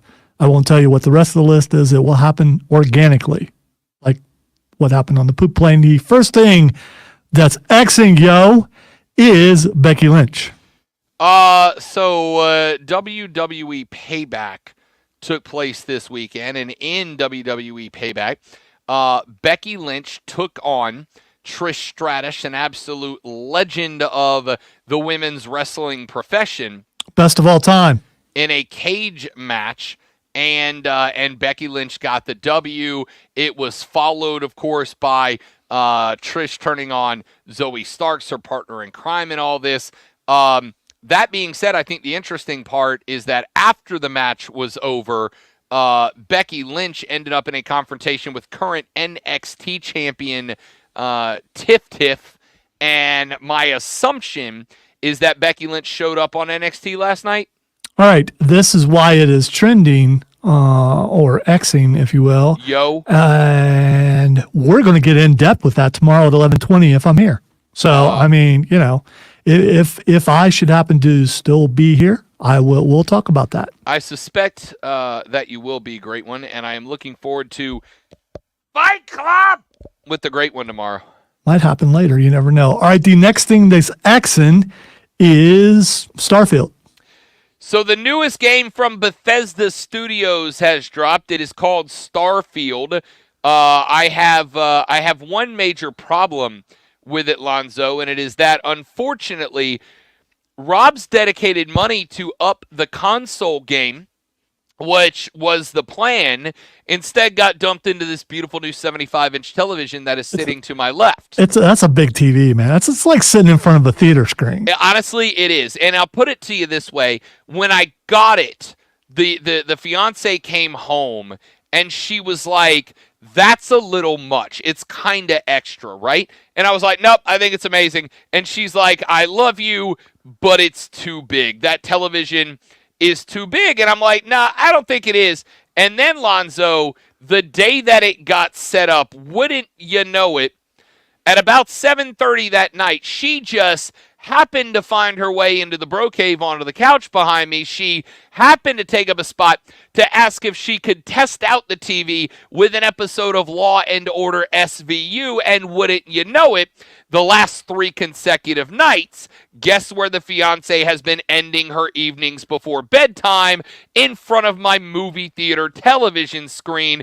So I had a decision to make, which is I can go with a much smaller television, about a TV about half the size. And by the way, since y'all want to see it, so there is me hanging off the ring with Bullet Bob Armstrong and the New Age Outlaws in my one professional wrestling match. That's me. Where am I? That's me over there in the corner. And there is the Road Dogg Jesse James, Bullet Bob Armstrong, and the badass Billy Gunn is over on the other side. So that's you in the corner? That's me in the spotlight. Okay. So all right. With all that being said, I had to make a decision, which is 75-incher to give myself the best football watching capabilities, or do I go with like the 42-incher and also the PlayStation 5, because I think I'm going to make the jump over to PlayStation with my next purchase. And I made the decision, though, that I would rather have the best possible football watching setup as opposed to the new console. The new console will have to wait until sometime next year, and that prevents me from playing Starfield, unfortunately. Which dropped today on Game Pass. Last thing that's Xing Joe Burrow. Joey Ice, Joey B, as far as I know, has indeed returned to practice for the Cincinnati Bengals after that leg injury he took a while back. My understanding is that length of seat was a precaution for Joey B. We need him back in week 1 primarily because I got suckered into playing fantasy football, and he's my quarterback this year, man. That's my quarterback, man.